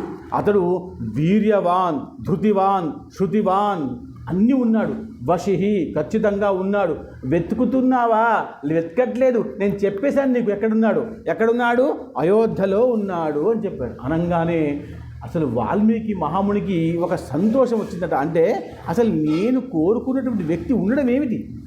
సాంప్రదంలోకి ఇప్పుడు ఉండడం ఏమిటి, ఎప్పుడో ఉండవచ్చు, ఇప్పుడు ఉండడం ఏమిటి అని చెప్పి ఆశ్చర్య పొందాడు. ఆశ్చర్యం ఎలాంటి ఆశ్చర్యం? సంతోషకర ఆశ్చర్యం. మనం పూలదండ రాముడికి వేసిన తర్వాత అది చాలా అందంగా ఉందమ్మా పూలదండ ఎవరు చేశారు అనగానే మనకు ఆనందం వస్తుంది. మనకి ఎంత ఆనందం వస్తుంది, రాముడు వేశాడు, ఎవరో తీసుకొచ్చి వేశారు, రాముడికి అందంగా ఉంది అంటారు ఎవరో. రాముడికి ఈసారి పూలదండ చాలా అందంగా ఉందని అంటే చేసిన వాడు ఎంతో సంతోషిస్తాడు. చేసిన అబ్బా ఎంత బాగా నేను చేసిన దండ వాళ్ళకి ఎంత ఆనందం ఇచ్చింది అనిపిస్తుంది. అలా రాముడికి దండ వేస్తున్నప్పుడు ఒక్కొక్క పువ్వు కుచ్చుతూ ఉన్నప్పుడు రామరామ అనుకుంటూ కుచ్చుతే ఆ రాముడి మెడలో పడ్డప్పుడు ఆ రాముడికి అందం, రాముడి దండకు అందం వస్తుంది.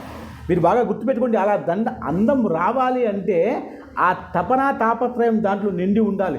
వంట చేస్తున్నప్పుడు మా పిల్లవాడి కోసం చేస్తున్నాడు, వాడికి బూరెలు అంటే బాగా ఇష్టం అనుకుంటూ చేస్తే ఆ బూరెల్లో ప్రేమ మధురత పెరిగి అది ఎంతో రుచికరంగా ఉంటుంది. తండ్రి ఆ పిల్లవాడు తింటున్నప్పుడు తల్లి ఆ ముఖాన్ని చూస్తూ ఎంతో ఆనందిస్తుంది. ఎంతో బాగా చేశాను, పిల్లవాడికి బాగా నచ్చింది, తింటున్నాళ్ళే తినని ఇంకోటి వేసుకోరా అన్నట్టు. కానీ కొన్నిసార్లు మనకు లక్ష్యము, బుద్ధి, జ్ఞానము ఇవన్నీ ప్రేమ లేకుండా ఉంటే ఆ బూరె అసలు బాగుండదు, వాడు తినడు. అలాంటి రాముడు ఉన్నాడని తెలిసిన తర్వాత ఈయన బాగా ఆనందించాడు. ఆనందించి ఇంకా నేను స్నానం చేసి వచ్చి ఆ యొక్క రాముడి గురించి విషయం తెలుసుకుంటాను, ఇంకా జిజ్ఞాస చూడండి, ఇంకా తెలుసుకుంటాను. అలాంటి వాడు ఈ లోకంలో ఇప్పుడు ఉన్నాడంటే 16 గుణాలు నిండి ఉన్నవాడు ఉండడం గొప్ప విషయం కదా. ఉన్నాడు కాబట్టి నాకు ఆయన పట్ల జిజ్ఞాస పెరిగిందని ఆయన రామనామం చేసుకుంటూ నేను ఏం చేయాలి చెప్పంటే అప్పుడు ఆ యొక్క నారదవాళ్ళు చెప్పారు, నువ్వు రామనామ జపాన్ని చేసుకుంటూ ఉండవయ్యా, ఖచ్చితంగా నీకు లాభం కలిగే అవకాశం ఉంది అంటే సరే అని చెప్పేసి ఆయన రామనామాన్ని ధ్యానం చేసుకుంటూ కూర్చుంటుంటే 1, 2, 3, 4, 5, 6 మనకేం చెప్తారు 11 సార్లు, 21 సార్లు, 54 సార్లు, 108 సార్లు ఇలా చెప్పని చెప్తారు. అవునా? 108 సార్లు చేస్తే ఆఖరు, దాని తర్వాత పెద్దగా లేదు. గాయత్రి మంత్రాన్ని ఇప్పుడు చేస్తూనే ఉండాలని లెక్క ప్రకారం కానీ మనం చెయ్యం. మనం సంఖ్యార్థం స్వామి ఎంత చేయమంటారు, 21 సరిపోతుందా? లాస్ట్కి ఇప్పుడు చాలామంది ఏం చేస్తారు, దశ గాయత్రి జపహం గరిష్యే 10 మాత్రమే చేస్తున్నారు. గాయత్రి ఎవరికి అవకాశం లేదు, అవసరం లేదు, దాని గురించి తెలియదు, రుచి లేదు కాబట్టి దశ గాయత్రి జపహం గరిష్యే ఇంత చేస్తున్నారు, 10 సార్లు చేస్తున్నారు. అది కూడా లెక్క పెడుతున్నారు. లెక్క పెట్టుకుంటూ ఒకవేళ భగవంతుడు దొరకాలి అంటే దొరికే అవకాశం ఉందా? దొరుకుతాడా పరమాత్మ అట్లా? లెక్క కడితే దొరుకుతాడా? లెక్క కట్టకుండా, లెక్క లేరని సార్లు లెక్క లేకుండా చెప్తూ ఉంటే ఆ రాముడికే అలా అనిపించి అయ్యో ఎంత జపం చేస్తున్నారో వీడు, ఖచ్చితంగా వీడు కనబడాల్సిందే అని చెప్పేసి రాముడు వస్తాడు. కానీ శంఖ చేసుకున్నాక అయిపోయింది లేచిపోయి ఆచమనం చేసుకుని వెళ్ళిపోతే రాముడు అలాగే ఉంటాడు. ఆయన కూడా ఆయనకెందుకు?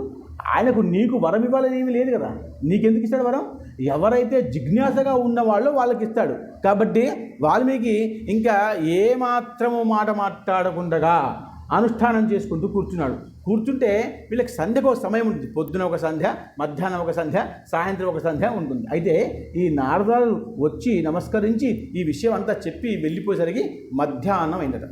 మధ్యాహ్నం అయితే అయ్యో పొద్దున వెళ్ళలేకపోయానే, సరే మధ్యాహ్న సంధ్యకైనా వెళ్దామని చెప్పేసి ఇంకొక ఋషిని, ఒక స్నేహితుని తీసుకొని అలా తమసా నది తీరానికి వెళ్ళాడు. వెళ్ళి అక్కడ చూస్తున్నాడ, అది ఎంతో సంతోషంగా అనిపించేటువంటి ప్రాంతం. అంటే గోదావరి తిరిగి వెళ్ళకుండా ముందలే ఉన్నటువంటి నది దగ్గరికి వచ్చి చూస్తుంటే అక్కడ ఉన్నటువంటి చెట్లు, ఆ యొక్క పక్షులు, ఆ యొక్క వాతావరణము అన్నీ కూడా చాలా ఆనందాన్ని ఇస్తున్నాయి. ఎందుకంటే ఎవరైతే ఉన్నాడో లేడో అని అనుకుంటున్నామో అతడు ఉన్నాడన్న విషయం తెలిసింది కాబట్టి ఆనందంగా ఉంది. నా మాట, మీ మనసు ఆనందంగా ఉంటే అన్నీ ఆనందంగానే పడుతుంది. మీ మనసు బాగలేకపోతే ఏది కూడా బాగుంటుంది. బాగా గుర్తుపెట్టుకోండి, మీకు మనసు బాగుంటే అన్నీ బాగుంటాయి, మీకు మనసు బాగలేకపోతే ఏది బాగుంటుంది. కాబట్టి ఆయన మనసు ప్రశాంతంగా ఉంది కాబట్టి, నేను కోరుకున్నవాడు ఉన్నాడు కాబట్టి అలా ఆ నది దగ్గరికి వెళ్తే అక్కడ ఆ చెట్టు మీద 2 క్రౌంచ పక్షులు, అంటే ఇవి కొంగ జాతికి చెందిన పక్షులు, క్రౌంచ పక్షము, విపాంశి చెట్టు, ఈ విషయాలన్నీ మీకు చెప్తాను మెల్లమెల్లగా. మనం విని దాన్ని వదిలిపెట్టేస్తూ ఉంటాం కాబట్టి మనకు అర్థం కాదు. కాబట్టి ఆ క్రౌంచ పక్షులు 2 కూడా, ఒక మగది ఒక ఆడి బాగా ప్రేమగా కూర్చున్నాడు. చూడండి, ప్రేమగా ఆనందంగా ఉన్నటువంటి వాల్మీకి మహామునికి అటువంటి చిలుకల్లో ప్రేమ కనబడుతుంది. మనం చిలుకల్లో ప్రేమను చూస్తామా? మనకు దృష్టి అంతా కూడా బండి, బైకు, రోడ్డు, లక్ష్యము తప్ప కనబడతాయా? మనకు పొద్దున్న లేవం, చిలుకలు చూడం, సూర్యరశ్మి చూడం, సూర్యుడు చూడం, సూర్యుడు అందము చూడం, ఏమి చూడట్లే. మనం ఏమీ చూడట్లేదు కాబట్టి మనకి ఏమి కూడా ఆనందం కనబడట్లే. అంతా కూడా బిజీ లైఫ్ అంటారు కదా, అలా ఉండిపోయింది. అలా ఉండిపోకూడదు. ఆయన ఆనందంగా ఉన్నాడు కాబట్టి ఆ చిలుకలను చూస్తుంటే, క్రౌంచ పక్షిని చూస్తుంటే వాళ్ళిద్దరు కూడా చాలా ఆనందంగా సంతోషంగా ఉన్నారు. ఉంటే ఆ సంతోషాన్ని చూస్తున్నప్పుడు ఆయన దాంట్లో అనుభవిస్తూ ఉన్నప్పుడే అక్కడి నుంచి ఒక పెద్ద బాణం వచ్చి ఆ మగపక్షి యొక్క హృదయంలో కుచ్చుకుంటే అది కింద పడిపోయింది. ఇక్కడ క్రౌంచ పక్షి కింద పడిపోయింది, రక్తం వస్తుంది, చాలా శరీరం నుంచి రక్తం వస్తుంటే బాధపడుతుంది, కొట్టుకుంటుంది. ఆ బాణం తగిలిన తర్వాత ఎలా గిలుగులు అలా కొట్టుకుంటుంటే ఆడపక్షి దగ్గరగా వచ్చి, అయ్యో నా భర్త అంటే నా మగపక్షి కొట్టుకుని చచ్చిపోతున్నాడే, నాకు చాలాగా బాధగా ఉంది అని అది బాధపడుతుంది. అంటే ఒక పురుషుడి యొక్క అంగానికి దెబ్బ తగిలిన తర్వాత దాన్ని ప్రేమించే స్త్రీ యొక్క బాధ అక్కడ ఆ యొక్క వాల్మీకి చూస్తున్నాడు. మా నిషాద నువ్వు చాలా చండాలుడు అయ్యా, అసలు నువ్వు తప్పు చేశావు. మా నిషాదం యత్క్రౌంచ మిథునాదేకం అవధి కామమోహితం. అసలు నువ్వు గొప్పవాడివి కాదు, మంచివాడివి కాదు, పరమచెడ్డవాడివి. అలా వాళ్ళు సుఖంగా ఉన్నారు, సంతోషంగా ఉన్నారు, సుఖంగా ఉన్నారు, ఆనందంగా ఉన్నారు తెలిసి కూడా నువ్వు వేటాడేవాడివే కావచ్చు, కానీ వాళ్ళు దూరంగా వెళ్ళిపోయినప్పుడు వేటాడితే తప్పేమీ కాదు. నువ్వు వేటగాడివే, నువ్వు వేటాడాల్సిందే, నీ గుణం అదే. నువ్వు వేటాడితేనే నీ ధర్మపత్ని భోంచేస్తుంది, ఇది నిజమే. కానీ ఎప్పుడైతే బాగా ఇద్దరు కలిసి ప్రేమతో ఉన్నారో అప్పుడే కాల్సిన అవసరం ఏముంది? కాబట్టి నువ్వు తప్పుడు వ్యక్తివే అని చెప్పేసి ఆ నిషాదుడికి శపిస్తున్నాడు ఆ యొక్క వాల్మీకి ముని. చూడండి, ఇప్పటిదాకా సంతోషంగా ఆనందంగా ఉన్న వ్యక్తి ఈ రసం చూసి, ఈ బాధను చూసి చాలా బాధపడ్డాడు. ఇంకా స్నానసంధ్యాలు చేసుకొని వెళ్ళిపోతాడు. కానీ నేను ఆ నిషాదుడికి ఎందుకు కోపంకి వచ్చాను, అసలు ఎందుకు ఇలా మాట్లాడుతున్నాను, నేను ఇలా చేశాను ఎందుకు, నాకు కోపం రాకూడదు కూడా, నేను ఆనందంలో ఉన్నాను కదా, నాకు ఎందుకు ఈ కోపం వస్తుంది, ఎందుకు ఇలా కోపం వచ్చింది, ఎందుకు శపించాను, అసలు తప్పు చేయలేదే, ఆయన పని ఆయన చేసుకున్నాడే, నా పని నేను చేసుకుని వెళ్ళిపోవచ్చు కదా, ఎందుకు శపించానని చెప్పేసి అనుకుంటూ అంటే ఒక తప్పు చేయకుండా తప్పు చేసినట్టుగా అనిపిస్తూ ఉంటే బాధ అనిపిస్తుంది మనసుకి. మనం చెయ్యని తప్పు మనం వేస్తే మనకు బాధ అనిపిస్తుందా లేదా? అలాగే ఆయన తప్పు చేయకపోయిన పక్షంలో కూడా చేసినట్టుగా తనకు తానే అనిపించి బాధపడి ఆశ్రమానికి వెళ్తూ ఉంటే వెనుకగా వచ్చినటువంటి ఆ యొక్క మిత్రులకి, సఖులకి, శిష్యులకి ఈ యొక్క మంత్రం ఊరికే అనిపిస్తుందట. మా నిషాదత్వమగ శాశ్వతి సమహ యత్రౌంచ మిథునాదేకం అవధి కామమోహితం అని అంటూనే ఉన్నాడు. వెనుక ఉన్నవాళ్ళు వింటూనే ఉన్నారు. అంటూ వింటూ ఉంటే అందరికీ వచ్చేసింది కదా. రామనామం రఘుపతి రామనామం అంటూ ఉంటే అందరికీ వచ్చేస్తుంది రామనామం కదా. అలా ఈ యొక్క మంత్రాన్ని భరద్వాజుడు, వెనుకున్న శిష్యులు అందరూ అనుకుంటూ ఆశ్రమానికి వచ్చేసారు. ఆశ్రమానికి వచ్చినాక మధ్యాహ్నం సమయం కంటే ఎక్కువగా అయిపోయింది కాబట్టి రాత్రి నిద్ర పట్టక ఉందంట. అయ్యో ఎలా చేశాను, నేను తప్పు చేశాను కదా అనుకుంటూ అలాగే నిద్రపోయాడు. రాత్రంతా కూడా తప్పు చేశాను కాబట్టి తప్పు పరిహారమైన వాళ్ళకి పరమాత్మ అని విష్ణువుని, బ్రహ్మని జ్ఞాపకం చేసుకుంటున్నాడ. రాత్రంతా కూడా ఏం చేయమని చెప్పింది శాస్త్రం? జాగరణ చేయమని చెప్పింది. దినమంతా బాగా పనిచేసి అలసిపోయాం కాబట్టి రాత్రి పండుగ రోజు పడుకుంటామంటే ఎక్కడ కూడా పండుకోమని చెప్పలేదు. ఏ సత్యావ్రతం మనం ఇంట్లో ఉన్నా రాత్రి పడుకోవద్దు. సత్యావ్రతం మన ఇంట్లో ఉన్నా రాత్రి పడుకోవద్దని శాస్త్రం చెప్పింది. గాయత్రి భజన చేసుకుంటూ మనుషులు భజన చేసుకుంటూ ఉంటే సంతోషంగా ఉంటుందట. భగవంతుడు కూడా జాగరణ చేసి ఉంటాడట. భగవంతుడు కూడా ఎప్పుడు మీరు పుష్పార్చన, పూజార్చన చేస్తున్నప్పుడు, అభిషేకం చేస్తున్నప్పుడు మీ దిక్కు చూడడు. ఎప్పుడైతే ఇవన్నీ చేసి ప్రశాంతంగా ఉండి స్వామి దిక్కు చూస్తూ ఉన్నారు రాత్రిపూట, అప్పుడు స్వామి మీ దిక్కు చూస్తాడు. కాబట్టి రాత్రిపూట జాగరణ చేయమని చెప్పారు.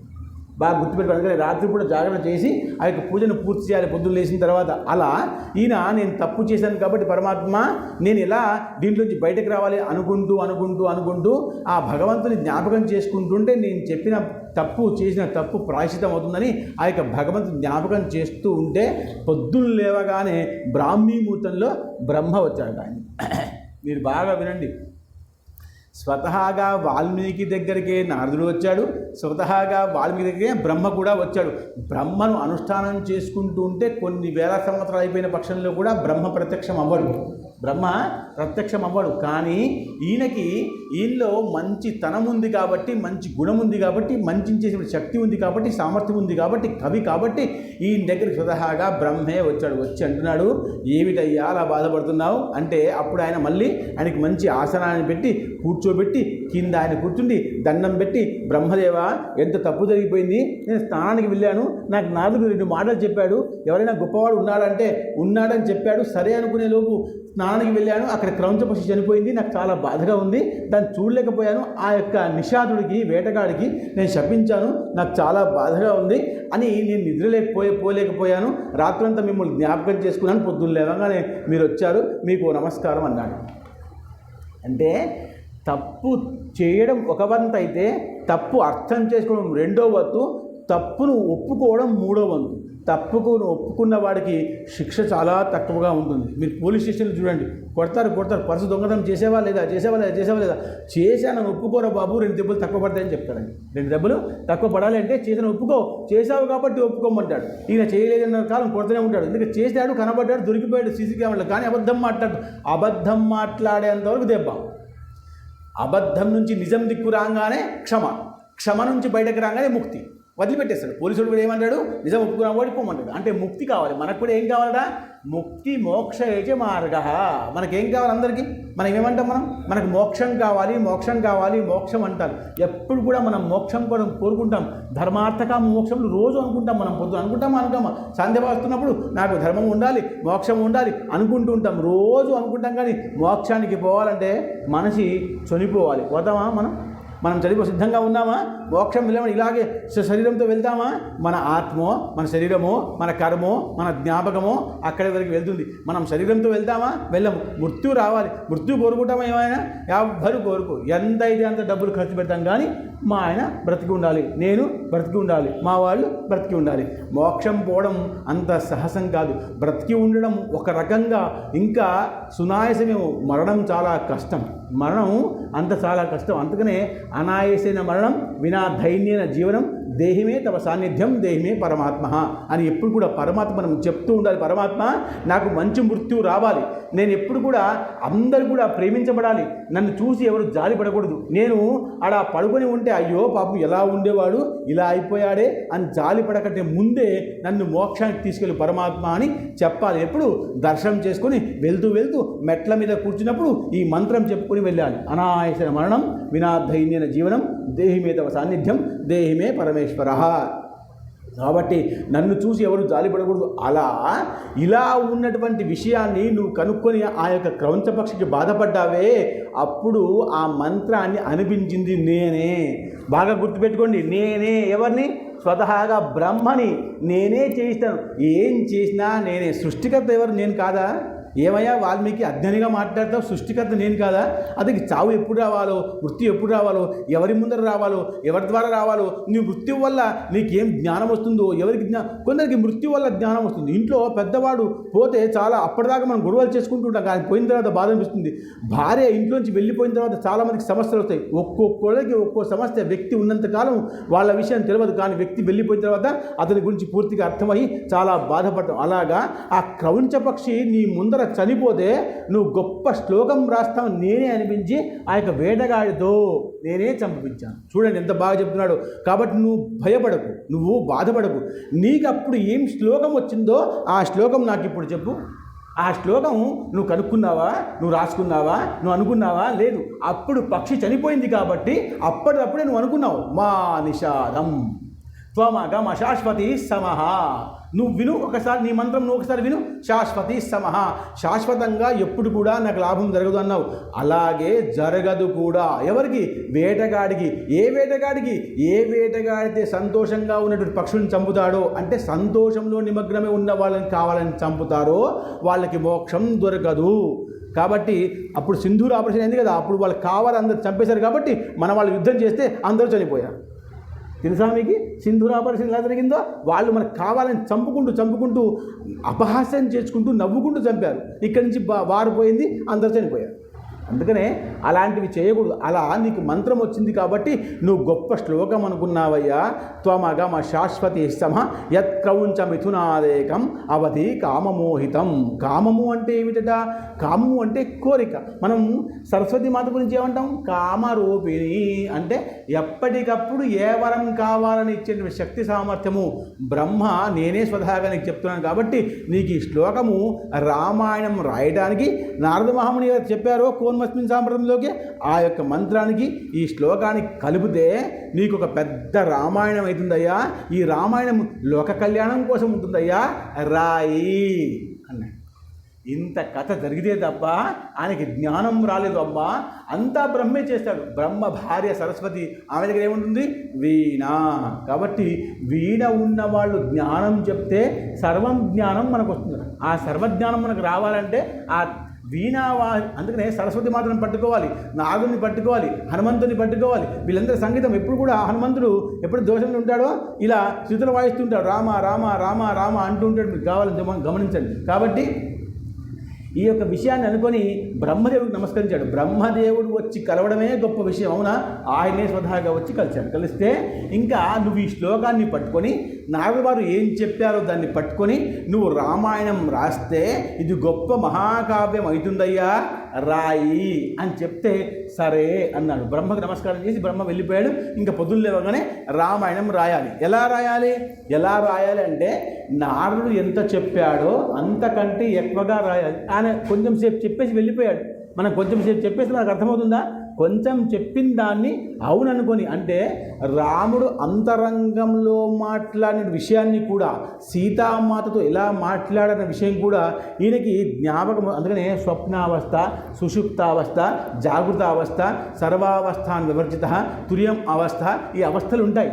మనం ఒకసారి ఇలా ఇలా ఇలా కూర్చొని ఉంటాం, ఎక్కడికో వెళ్ళిపోతాం. ఏమమ్మా ఉన్నావా అంటే ఉన్నానంట. అందుకనే ఎక్కడికో వెళ్ళిపోతాం మనం. ఎలా? తుర్యం అవస్థ అంతకంటే సత్సంగం అంటే ఇంకా ఏం లేదు, నాకు ఏమో రాముడు కనబడుతున్నాడో ఏదో కనబడుతున్నట్టుగా ఉంటాం. అలా ఎప్పుడైతే ఆ యొక్క వాల్మీకి రాయడానికి కూర్చున్నాడో రామచంద్రుల వారు ఎవరితో ఎప్పుడు అంతరంగంలో మాట్లాడారో ఆ మాటలు కూడా కనబడుతూ ఉన్నాయట. అందుకనే రాముడు ప్రత్యక్షంగా ఉన్నప్పుడే వాల్మీకి ఊహించుకొని కొంచెం రాస్తూ ఉంటే అవన్నీ కూడా నిజాలైపోయాయి. అందుకనే వాల్మీకి రామాయణమే ప్రమాణము. ఏమిటంటే వాల్మీకి రామాయణమే ప్రమాణం. ఎందుకంటే బ్రహ్మ ఆశీర్వాదం ఉంది, ఇక్కడ ఆ యొక్క గురువు యొక్క ఆశీర్వాదం ఉంది, తర్వాత ఋషి యొక్క ఆశీర్వాదం ఉంది. అంటే నారదుడు ఆశీర్వాదం ఇచ్చాడు, భరద్వాజ ముని ఆశీర్వాదం ఇచ్చాడు, అటుపక్క బ్రహ్మ ఆశీర్వాదం ఇచ్చాడు. ఇవన్నీ ఇచ్చి మొట్టమొదటిలో భరద్వాజుడు కూడా మీకు శివనామం చెప్పాడు. కాబట్టి ఇంత గొప్పగా ఉన్నటువంటి విషయాన్ని ఆయన పట్టుకొని ముందర తాళపత్ర గ్రంథాలను పెట్టుకొని రాస్తూ ఉంటే మొత్తం మనకి రాసింది రామ అన్న పదాన్ని రాశారు. మీరు ఉట్టిగా మనం అంటాం కదా, రామకోటి రాయడం వల్ల ఈ జీవితంలో ఉన్నటువంటి అన్ని పాపాలు పోతాయట. కాబట్టి ఆయన రామ అయనము అంటే రాముడి యొక్క అయనము అంటే రాముడి యొక్క నడవడిక, అంటే రాముడి యొక్క చలనము, రాముడి యొక్క పాదం ద్వారా ఒక దగ్గర నుంచి ఒక దగ్గరికి వెళ్ళిపోవడము. అయనము అంటే కదలిక. ఇలా అని మొదలుపెట్టాడు. మొదలుపెట్టంగానే మొట్టమొదటిసారిగా ఆయనకి కౌసల దేశం కనబడుతుంది. బాగా గుర్తుపెట్టుకోండి, కౌసల దేశం, కౌసల్య సుప్రజా రామ అంటా లేదా, కోసల దేశం కనబడింది. అయోధ్యా నగరము గుర్తుపెట్టుకోండి. అయోధ్య నగరము ఈయనకి కనబడుతుంది, అంత కనబడుతుంది. కనబడుతుందంతా రాస్తున్నాడు. అందుకనే చాలామంది ఏం చేస్తారంటే, ఇప్పుడు కవులు ఉంటారు కదా, ఇప్పుడు సినిమా వాళ్ళ పాటలు రాస్తారు, సినిమా కథలు రాస్తారు, వీళ్ళందరికీ కూడా వాళ్ళకి కనబడినంతా రాస్తూ ఉంటారు వాళ్ళందరూ. ఇది మనం కల్పితం. ఒక చిత్రపటం చూడంగానే అప్పుడెప్పుడు చూసాం కదా అని చెప్పి ఇలా గీసేస్తాం. కొందరికి ఆ కళ వస్తుంది, చూసింది, అనుకున్నది, తెలిసింది రాయడం వస్తుంది. అలా ఒక్కొక్కటి చూసుకుంటూ ఒక్కొక్కటి రాస్తే కోసల దేశం కనబడింది. ఇది కోసల రాజ్యం. దీంట్లో అయోధ్య నగరము గొప్ప నగరము. అయోధ్య నగరంలో దశరథ మహారాజు ఏం చేస్తున్నాడ? రాజ్యాన్ని పరిపాలిస్తున్నాడు. బాగా వినండి, రాజ్యాన్ని పరిపాలిస్తున్నాడు దశరథ మహారాజు. ఇదంతా కూడా వాల్మీకి కనబడుతుంది, వాల్మీకి రాస్తూ ఉన్నాడు. ఇదే రామాయణము. ఇక్కడ మనం అందరం కూడా రామాయణం అయిపోయిన తర్వాత రాముడు మళ్ళీ రావణుని చంపి వచ్చిన తర్వాత సీతామాత గర్భవతి అయిన తర్వాత సీతామాతను వదిలిపెట్టిన తర్వాత ఆ ఆ సీతామాత వాల్మీకి ఆశ్రమంలోనే ఉంటే అక్కడ పిల్లలు పుట్టిన తర్వాత ఈ విషయం అంతా జరుగుతుంది. గుర్తుపెట్టుకోండి, రామాయణాన్ని అర్థం చేసుకోవడం వల్ల ఇబ్బంది అవుతుంది. ఇదంతా జరిగిపోయిన రామాయణాన్ని ఈయన మళ్ళీ రాసుకుంటూ వస్తున్నాడు. అప్పుడు కెమెరాలు లేవు, ఫోటోలు లేవు, ఏం లేవు, సెల్ఫోన్లు లేవు, సెల్ఫీలు లేవు, ఏం లేవు, రాయాల్సిందే. అయితే నారదుడు చెప్పింది, బ్రహ్మ చెప్పింది అంతా అనుకుంటూ రాస్తున్నాడు. ఎక్కడి నుంచి రాస్తున్నాడు ఈయన? కోసల దేశంలో అయోధ్య నగరంలో దశరథ మహారాజులు రాజ్యం చేసేవారట అని రాస్తున్నాడు. కోసల దేశం ఎంత పెద్దగా ఉందట? కోసల దేశము చాలా పెద్దగా ఉంటుంది, విశాలమైనటువంటి కోసల రాజ్యం. అయోధ్య అంటే ఎవరు కూడా తనకు తాను యుద్ధం చేసి అయోధ్య నగరం నాకు కావాలని యుద్ధం చేసి గెలుచుకునే అవకాశం లేదట. అది గొప్ప విశేషం. కాబట్టి దాన్ని అయోధ్య, యుద్ధం చేసి గెలిచే అవకాశం లేదు కాబట్టి అయోధ్య. గుర్తుపెట్టుకోండి, అందుకనే దాన్ని అయోధ్య అన్నాడు. అందుకనే పెద్ద పెద్ద మేడలు, పెద్ద పెద్ద మార్గాలు, చాలా పెద్ద వృక్షాలు. అంతకనే ఎంత అందంగా ఉండాలో ఒక అయోధ్య అంత అందంగా ఉందట. ఆ అయోధ్యలో దశరథ మహారాజు రాజ్యం చేస్తున్నాడు. దశరథ మహారాజుకి ఎప్పుడు కూడా వశిష్ఠుల వారు కులగురువు. వశిష్ఠ, వామదేవ, జాబాలి ఇట్లా 7 మంది ఈయనకి మంత్రులుగా ఉంటారు. రాజు ఎంత బాగుందా, మంత్రి అంతకంటే ఎక్కువగా బాగుంటేనే రాజ్యం సుపరిపాలనగా ఉంటుంది. మంత్రి అంటే సలహా ఇచ్చేవాడు లేకపోతే అసలు రాజ్యం బాగుండదు. భార్యాభర్తల్లో భర్త సలహా ఇస్తూ మంచి ఇస్తేనే ఆ కాపురం నిలబడుతుంది, లేకపోతే వ్యర్థమే. ఇలా శాస్త్రమే చెప్పింది మాట. కాబట్టి అలా ఉన్నటువంటి ఆ యొక్క దశరథ మహారాజుకి అందరూ ఇప్పుడు ఈసారి మనం ఈరోజు ఉగాది కదా, ఈ ఉగాదికి గురువు రాజు. ఈరోజు మీరు పంచాంగ శ్రవణం విని ఉంటారు. గురువు రాజు, ఈయనకి మంత్రి ఎవరు? కుజుడు. కాబట్టి కుజుడు ఎప్పుడు కూడా యుద్ధం చేద్దామని అంటాడు. గురువు ఎప్పుడు కూడా కాదు, మౌనంగా ఉండాలి, శాంతంగా ఉండాలి, మంచిగా ఉండాలి, గొడవ చేయకూడదు. గురువు ఒక లక్ష్యం, కుజుడు లక్ష్యం ఏమిటి? గొడవ చేద్దాం, కొట్టేద్దాం, తిట్టేద్దాం, లాక్కుందాం. ఇది కుజుడు లక్షణం. కాబట్టి ఆ కుజుడు గురువుకు చెప్పిన గురువు వినకుండా ఉంటే రాజ్యం సుభిక్షంగా ఉండే అవకాశం ఉంది. ఒకవేళ మంత్రి మాట విని రాజు వింటే ఖచ్చితంగా రాజ్యం సుభిక్షంగా ఉండే అవకాశం లేదు. అప్పుడే ఖచ్చితంగా పరాభవ నామ సంవత్సరం వస్తుంది. ఎప్పుడది కుజుడు తప్పుగా చెప్పి రాజు స్వీకరిస్తే అప్పుడు పరాభవమే. ఇదంతా ఏం రాజ్యం? పరాభవ నామ సంవత్సరం. నిన్నటిదాకా విశ్వావసు ఉండేది. యుద్ధాలు గతంలో నేను చెప్పినప్పుడు యుద్ధాలు జరుగుతున్నాయి. ఇప్పుడు ఇంకా జరుగుతూనే ఉన్నాయి యుద్ధాలు. కాబట్టి ఇప్పుడు యుద్ధాలని ఆపే శక్తి సామర్థ్యాలు మనకు ఉన్నాయి. కానీ కుజుడుకు ఎప్పుడు ఏమనిపిస్తుంది? యుద్ధం చేద్దామనే అనిపిస్తుంది. అదో పెద్ద సమస్య. కాబట్టి ఈయన చేద్దామంటాడు, ఆ యొక్క గురువు వద్దంటాడు. గురువు నీరసాధిపతి కూడా ఇప్పుడు ఈ పరాభవనామ సంవత్సరానికి. కాబట్టి ఎంత బాగా మాట వినకుండా విన్నట్టుగా చేసి ఆయన సంతోషపెట్టి మనం సంతోషపెడతాడో అది గురువు మీద ఆధారపడి ఉంది. కాబట్టి రాజు, కాబట్టి ఆ గురువుని మనం రోజు బృహస్పతి నమస్కారం చేస్తే నవగ్రహాలకి మనకందరికి కూడా బాగుంటుంది. కాబట్టి పరాభవనామ సంవత్సరంలో ఒకటే విషయం ఉంది, అందరూ కూడా తన ఇలవెల్పు స్వామిని పూజిస్తూ ఉంటే దోషాలు రావు. ఇప్పుడు మేషరాశికి మీకు శని ఉంది, సాడే నడుస్తుంది. కానీ ఒకవేళ ఇలవెల్పు స్వామిని గట్టిగా పట్టుకుంటే ఈ దోషం రాదు. అందుకనే పంచాంగ శ్రవణం రోజు ఉగాది పంచాంగ శ్రవణం చేస్తే చాలా దోషాలు వెళ్ళిపోతాయని శాస్త్రమే చెప్పింది. అందుకనే మనకు వివాహం చేస్తున్నప్పుడు హోమకుండం దగ్గర కాల్చి హోమం కాల్చి అక్కడ నిలబెట్టి వాళ్ళకి పరీక్షలు వేపిస్తారు. అక్కడ ఉన్న దోషం అంతా వెళ్ళిపోతుందట. ఇది శాస్త్రం చెప్పిన మాట. కాబట్టి అక్కడ అగ్నికి సాక్షిగా పెట్టి చాలా విషయాలు చేస్తే మనకు కూడా లాభం జరిగే అవకాశం ఉంది. అలా పరాభవ నామ సంవత్సరంలో ఈ విషయం మీరందరూ గుర్తుపెట్టుకోండి. భగవంతుని గట్టిగా పట్టుకోండి, మీకు పరాభవం ఉండదు. పరాభవం ఉండడం చాలా మంచిది. పరాభవం అంటే ఏంటి? అపజయం జరగాల్సిందే. రావణుడికి అపజయం వస్తేనే రాముడు గెలుస్తాడు, కంసుడికి అపజయం వస్తేనే కృష్ణుడు గెలుస్తాడు, మహిషాసుడికి అపజయం వస్తేనే ఆ యొక్క దుర్గామాత గెలుస్తుంది. అవునా కాదా? వాళ్ళకి అపజయం రాకుండా ఉండాలని సత్యం. వాళ్ళకి అపజయం రావాల్సిందే, మనకు విజయం వస్తుంది. కాబట్టి ఒకడు ఓడిపోతేనే ఒకడు గెలుస్తాడు. కాబట్టి ఇద్దరు యుద్ధం చేస్తుంటే ఇంకా ఎవరు ఓడిపోకుండా ఉంటే, విజయం లేకుండా అపజయం లేకుండా ఉంటే ఎలా సాధ్యం? కాబట్టి ఒకడు ఓడిపోవాలి, ఒకడు గెలవాలి. ఆ ఒకడు ఎవడు? ఆ ఒకడు మంచివాడు, ధర్మజ్ఞుడే. కాబట్టి గురువును పట్టుకోండి, ఈ యొక్క మీకు పరాభవ నామ సంవత్సరం బాగా వెళ్ళిపోతుంది. అలా ఆయన ఆ యొక్క కోసల దేశంలో ఉన్నటువంటి మంచి మంచి మంత్రులు, ఎవరా ఈ మంత్రులు? సుమంత్రుడు అనేటువంటి మంత్రి ద్వారా ఆ యొక్క రాజ్యాన్ని వశిష్ఠుని యొక్క ఆధ్వర్యంలో ఆ యొక్క దశరథ మహారాజు, దశరథ అన్న పదానికి అర్థం ఏంటంటే దశరథములు అంటే 10 రథములు. రథ అతిరథ మహారథ దశరథ. గుర్తుపెట్టుకోండి మీరు ఈ మాటల్ని, ప్రతి ఒక్క మాటను గుర్తుపెట్టుకుంటే మనకు రాముడు అర్థమవుతాడు. రథ, అతిరథ, మహారథ, దశరథ. అంటే దశరథుడు అంటే ఏకకాలంలో ఆ దశరథ మహారాజు ఇక్కడి నుంచి ఆ రథంలోకి వెళ్ళి ఆ రథంలోంచి యుద్ధం చేసి మళ్ళీ ఇంకో రథంలోకి వెళ్ళి అలా 10 రథాలని కూడా ఎక్కి దిగి యుద్ధం చేసే శక్తి సామర్థ్యాలు దశరథ మహారాజు ఉన్నాయి కాబట్టి ఆయన పేరు దశరథుడు. గుర్తుపెట్టుకోండి. దశరథ ఎందుకు వచ్చా? ఊరికే వస్తుంది పేరు. ఊరికేనే ఇక్కడి నుంచి బుట్ట ఎత్తుకపోతే నన్ను దొంగ అంటారు. దొంగ బ్రాహ్మణుడు ఎందుకంటారు? మనకు బుట్ట ఎత్తుకపోతే అంటారు, ఎత్తుకపోకుండా ఎందుకంటారు అన్నారు. కాబట్టి ఏదైతే మంచి చేసినా చెడు చేసినా ఆ పేరు పడిపోతుంది. ఎలా పడిపోయింది? దశరథ మహారాజు అని పడిపోయింది. ఎందుకు పడిపోయింది? ఆయన ఆ రథాల్ని కాపాడు శక్తి సామర్థ్యాలు ఆయనకు ఉన్నాయి కాబట్టి. అందుకనే అతిరథ తర్వాత దశరథ వస్తుంది. ఈ దశరథ మహారాజు చాలా మంచివాడు. మీరు ఒక మాట గుర్తుపెట్టుకోండి, నేను మంచివాడు అనగానే మీరు మంచివాడు అనుకోకూడదు. ఎందుకంటే మీకు మంచి అనిపించాలి కదా. మీకు మంచి అనిపించినప్పుడే మంచి. ఎందుకు మంచివాడో చెప్తాను వినండి. మీకు మంచిగా అనిపించేంత వరకు మంచి అని చెప్తాను. ఎలా? మీకు నచ్చాలి కదా నేను చెప్పిన మాట. ఎలా మంచివాడు అంటే, ఆ రాజుకి ఎంతోమంది భార్యలు ఉన్నారు. పట్టరాళ్ళు 3 సుమిత్ర, కైకేయి, తర్వాత ఈ యొక్క కౌసల్య. ఈ 3 పట్టరాళ్ళు. కానీ మిగతా చాలామంది భార్యలు ఉన్నారు. అప్పట్లో రాజులకి చాలామంది భార్యలు ఉండేవాళ్ళు. దీంట్లో ఏం తప్పు లేదు వాళ్ళు. అందుకనే అటు తర్వాత రాముడు ఏమన్నా అంటే, ఈ యొక్క విషయం మనం ఇక్కడి నుంచి మానేసేయాలి, రాముడికి ఒకటే భార్య, ఇటు నుంచి ఒకటే భార్యను తీసుకుని వద్దాం అనే ఆలోచనతో రాముడు ఏకబాణము, ఏకమానము, ఏక భార్య, ఏకమాట అని పెట్టుకున్నాడు. కాబట్టి ఈయన ఒకటే భార్యను ఉంచుకున్నాడు. లేకపోతే ఎంతమంది భార్యను చేసుకుంటూ క్షత్రియులు కాబట్టి బ్రాహ్మణులకు అధికారం లేదు. అలా ఆయన అంతమంది రాణులతో ఉన్న పక్షంలో కూడా, తన రాజ్యాన్ని పరిపాలిస్తున్న పక్షంలో కూడా ఆయనకి సంతానం లేదు. కాబట్టి ఎప్పుడు కూడా ఎక్కడ కూడా అయోధ్యలో గొడవ చేయకుండా ఉండేవాడు. అంత పెద్ద దశ ఉంది కూడా ఎవరికి కూడా యుద్ధానికి రమ్మని చెప్పేవాడు కదా. బాగా గుర్తుపెట్టుకోండి. అంటే రాజులకు ఏం కావాలి?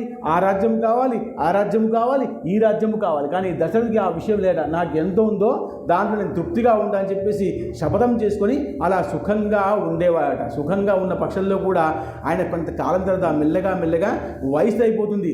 వయసు అయిపోవడము అంటే శక్తి అయిపోవడం కాదు. మీరు బాగా గుర్తుపెట్టుకోండి. వయసు అయిపోవడం వేరు, శక్తి అయిపోవడం వేరు. శక్తి ఉన్నప్పుడు ఒకవేళ ఆ శక్తిని ఉపయోగించకపోతే అది దురదృష్టం. మనకు బాగా భోజనం చేసేటువంటి శక్తి సామర్థ్యాలు ఉన్నాయి. మన దగ్గర ఉద్యోగం ఉంది, పెన్షన్ ఉంది, అన్నీ ఉన్నాయి. కానీ షుగర్లు, బీపీలు ఉంటే మనం తినగలుగుతామా? ఇది దోషమే. కాబట్టి షుగర్ ఉంది అంటే మనం తినలేము. మన దగ్గర బాగా ఉంది, తినలేము. తినలేకపోవడమే దోషం. మీకు వయసు రావడం దోషం కాదు. ఆ దోషం వల్ల కూర్చోలేకపోవడం, మాట్లాడలేకపోవడం, ధర్మకార్యం చేయలేకపోవడం దోషమే. కాబట్టి నాకు ఇంకా వయసు అయిపోయిన తర్వాత నా రాజ్యాన్ని పరిపాలించే మంచివాడు కావాలి. కాబట్టి నాకు సంతానం కావాలి అని అందరినీ పిలిపించి, నాకు సంతానం ఎలా అవుతుందో మీరు చెప్పండి ఋషుల్ని, మునుల్ని, ఆయన దగ్గర మంత్రుల్ని అందరినీ కూడబెట్టి ఒక సభ ఏర్పాటు చేశారు. అందరూ ఒక్కొక్క మాట చెప్తున్నాడు. ఏమని? ఇప్పటిదాకా మీరు దానం చేశారు, ధర్మం చేశారు, యజ్ఞం చేశారు, హోమం చేశారు, అన్నీ చేశారు, కానీ మీకు సంతానం అవ్వలేదు. సంతానం ఎలా అవ్వాలో సుమంత్రుడు చెప్తాడంటే అప్పుడు సుమంత్రుడిని పిలిపించాడు. సుమంత్రుడు మంత్రి పిలిపించి, ఏమయ్యా సుమంత్ర, ఇప్పటిదాకా నాకు చెప్పలేదు అంటే అప్పుడు ఆయన అన్నాడు, ఆయన యోగి. చూడండి, నేను చాలా చిన్న ఉద్యోగం చేస్తాను, కానీ రామభక్తుని కాబట్టి పెద్దగా ఉన్నటువంటి ఆఫీసర్ దగ్గర కూడా నేను ఏం చెప్పలేను. నా పని ఏమిటి? ఫైల్ తీసుకుపోవడం, ఇవ్వడం. నేను చిన్నవాడిని. కానీ రాముడి దగ్గరకు వచ్చేసరికి నేను పరమభక్తుని, నాకు రాముడు అంటే బాగా ఇష్టం. అలాంటిది వాళ్ళు గుర్తుపట్టుకొని నాకు గౌరవం ఇచ్చి రాముడు అంటే ఏంటయ్యా అంటే నేను చెప్తాను. కానీ రాముడి గురించి నాకు బాగా తెలుసు కాబట్టి చెప్పేస్తాను అంటే కుదురుతుందా? కుదరదు. సార్లు ఒప్పుకోరు. కాబట్టి సుమంతుని దశరథ మహారాజు పిలిపించి, ఏమయ్యా నీకు తెలుసు కదా నాకు సంతానం ఎలా పుడుతుందో ఒక్కసారి చెప్పవయ్యా అంటే అప్పుడు ఆయన, నీకు సంతానం ఎలా కలుగుతుందో నేను చెప్తాను మహారాజా అని మొదలుపెట్టాడు. ఏమిటంటే, నాకు సనత్కుమారుల వారు ఒక విషయం చెప్తున్నప్పుడు మీ యొక్క మిత్రుడు రోమపాదుడు ఉన్నారు కదా, ఆయన దగ్గర నుంచి నాకు కథ తెలుసు. ఈ కథ మీకు బాగా చెప్పే ప్రయత్నం చేస్తాను. మీకు ఖచ్చితంగా సంతానం కలిగే అవకాశం ఉంది. మీకు కొన్ని విషయాలు జ్ఞాపకం లేవు, ఆ విషయాన్ని నేను జ్ఞాపకం చేస్తానని చెప్పేసి ఆయన చెప్తారు. కాబట్టి ఈ విషయాన్ని మనం రేపటి రోజున బాలకాండ నుంచి ఈ విషయం అంతా కూడా మొదలుపెట్టే ప్రయత్నం చేద్దాం. కాబట్టి కథలో ఉండండి, కథను అర్థం చేసుకునే ప్రయత్నం చేయండి. కథను అర్థం చేసుకునే ప్రయత్నంలో మీకు కథ తనకు తానే అర్థమవుతుంది, మీకు కనబడుతుంది చిత్రపటం. అలా శ్రద్ధగా కూర్చుంటే కనబడుతుంది. రాజా రామచంద్ర భగవానకి, మా రుద్ర హనుమానకి. ఎత్ర యోగేశ్వర కృష్ణో ఎత్ర పాతో ధనోత్తర తత్ర శ్రీ విజయ భూతి ధ్రువాణి మధ్య మమ. స్వస్తి స్వస్తి స్వస్తి.